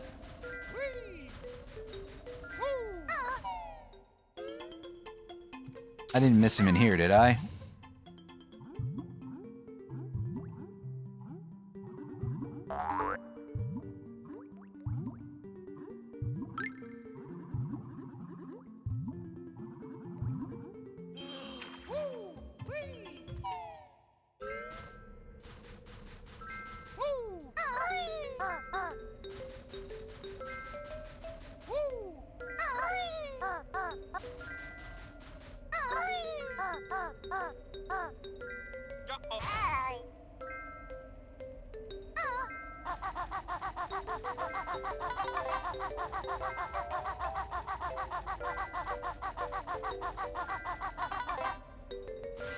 I haven't really looked over in this area, because I saw that all that was here was a Mumbo token. But yeah, I don't hear any blue Jinjo over here. So let's get ourselves over to this area. We can pick that up.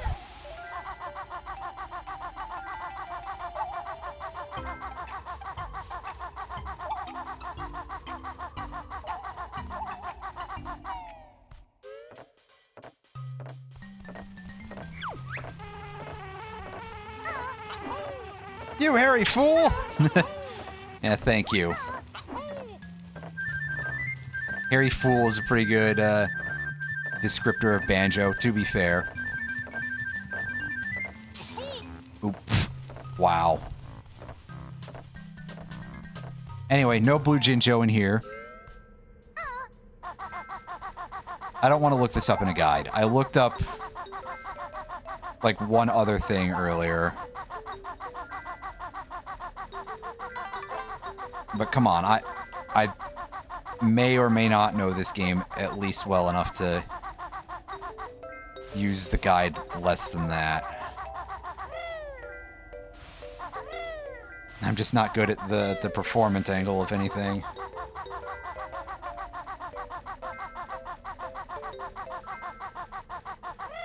Cause yeah, it's not on the top of the tree room. One second here. Moving around again.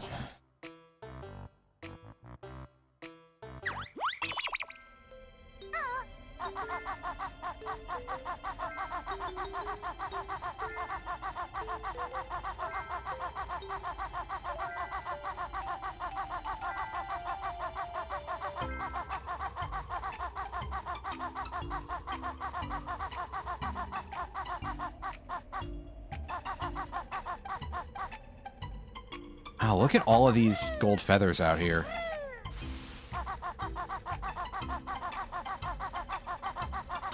Yeah, no Jinjo over there. That was just a Mumbo token.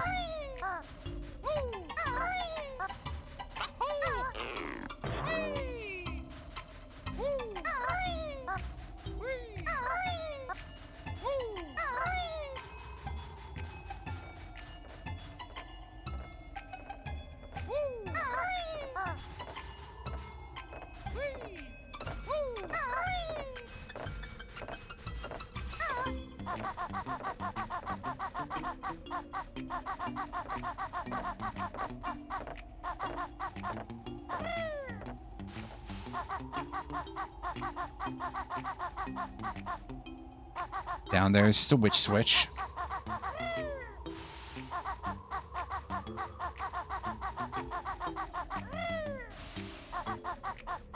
Go down this way.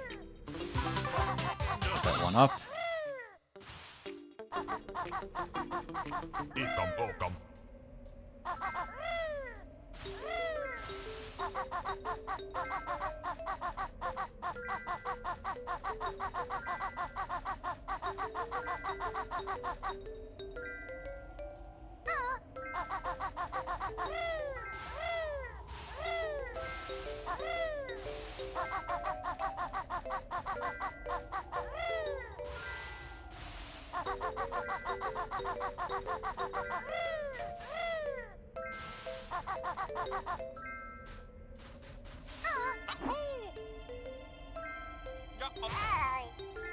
Oops.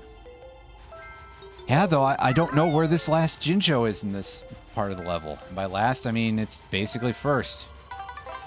Well, I guess we are looking it up.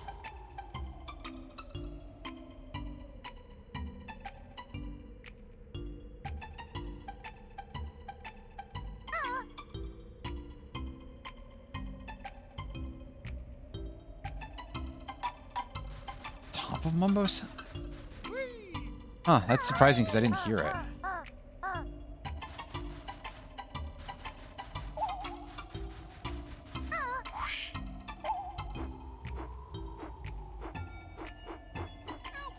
Yeah, there it is.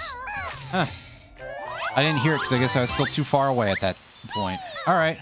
Well, time to go recollect the other Jinjos and then get the last Jiggy, which I don't remember. I think it's one that we missed in spring.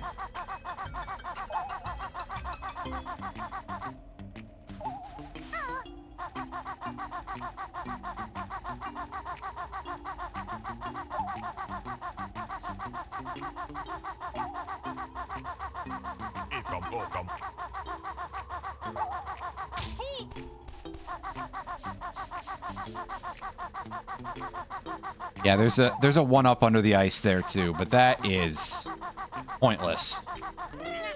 You'll probably... If you can get that and get out safely, you're significantly better at this game than I am, that's for sure.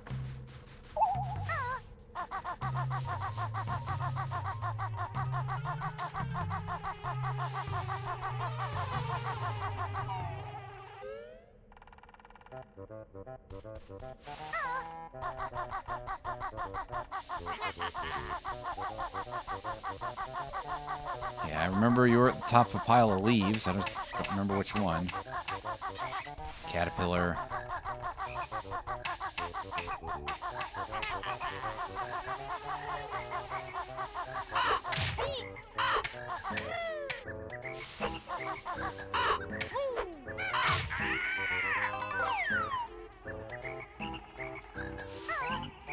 That's completely understandable, Roundy. Go get yourself some rest. We're almost done with tonight's session anyway, because I think I'm holding off the last of the game until next time. I just want to actually finish the level and get all the collectibles.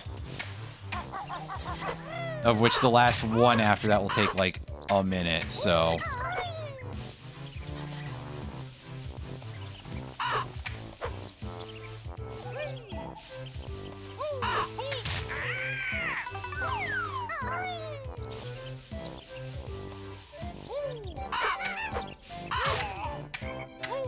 Oh, did you do 2 damage that time? That's very odd, because usually they do only 1 damage.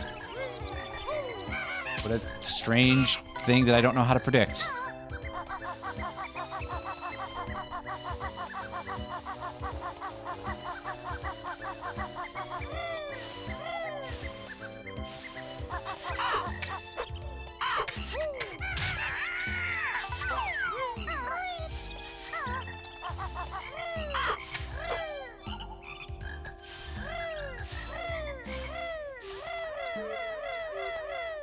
There we go.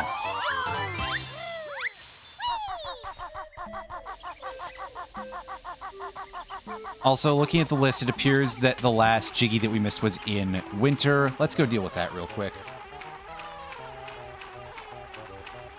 Because we got to be the bee in spring.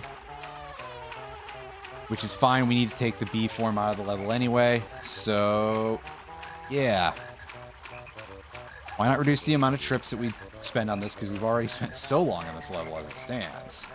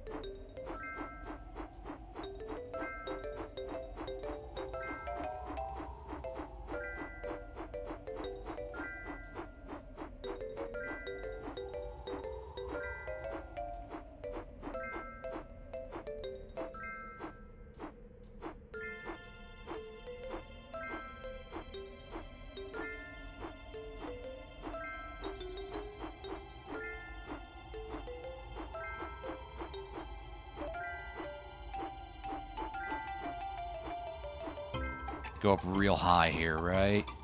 Yeah, there it is. This little chunk that's just disconnected from everything else. It's just like, hey, did you happen to see this? And the answer is usually going to be probably no, but how do I get here safely? I think that's going to be like one of those, that's the cool part, you don't, sort of things. Well, we got down there relatively safely, so good enough. Off we go.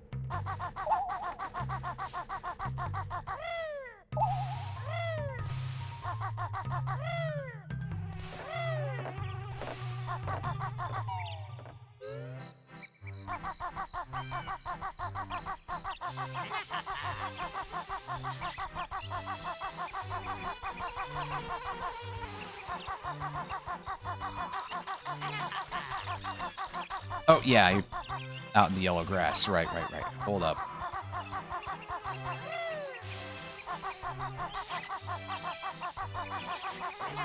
That's right. This Jinjo is off in the corner of the Quest 64 grass.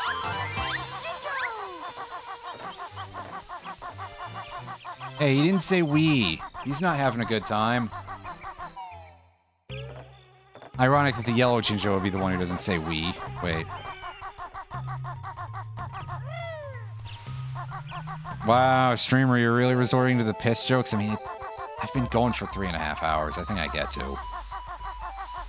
Especially after Rusty Bucket Bay. Jesus.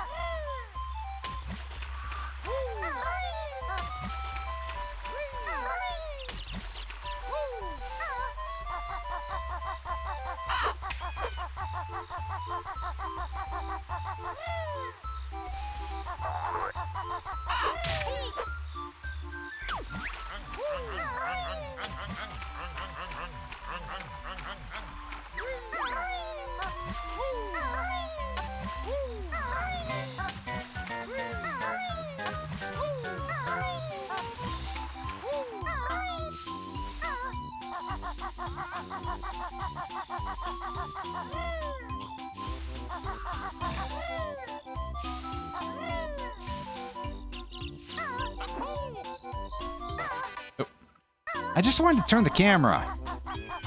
That's why I don't like this control scheme in general. But It was the N64. They were working from a perspective of not having too many buttons. Ah, well.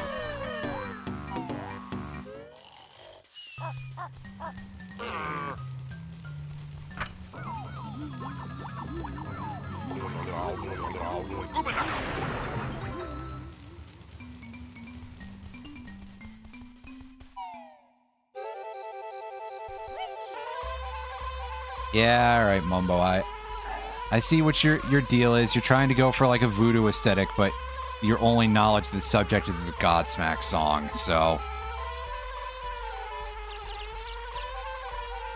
Anyway, I might be getting a little bit worn out here in terms of my ability to have commentary that is even vaguely humorous, but...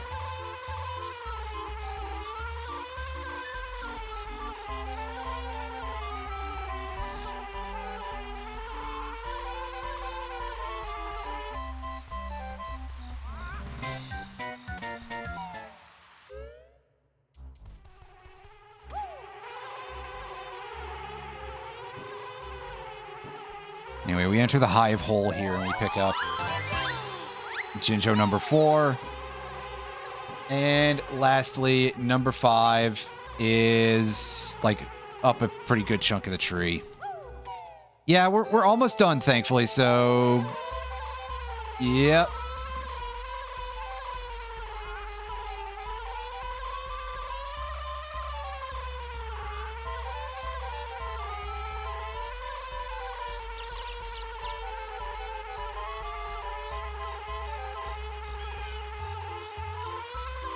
And hey, there's where the one that we got that last puzzle piece from last time was.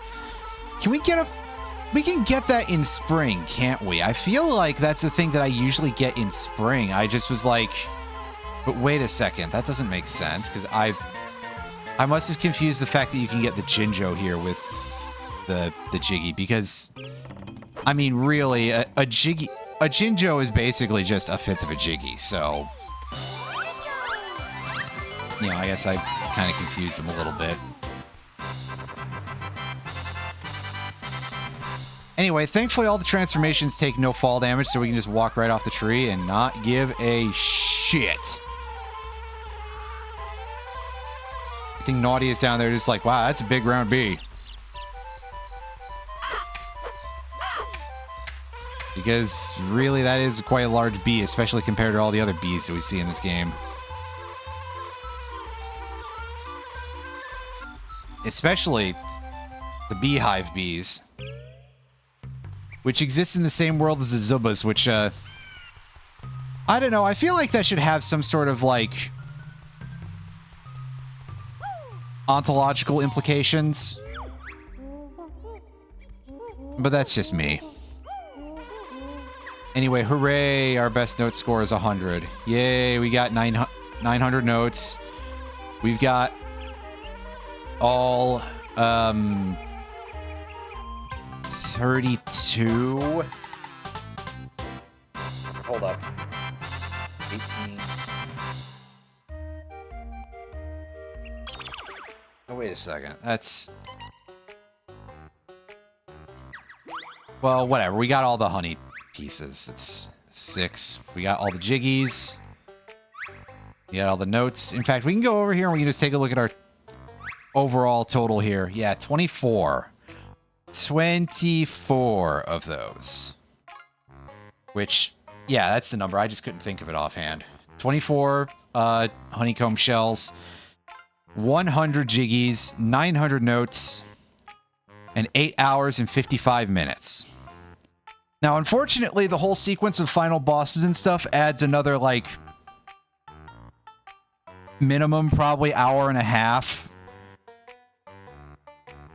Especially once you count the endings. So that's all we're going to be broadcasting tonight. I'll finish this off on Tuesday.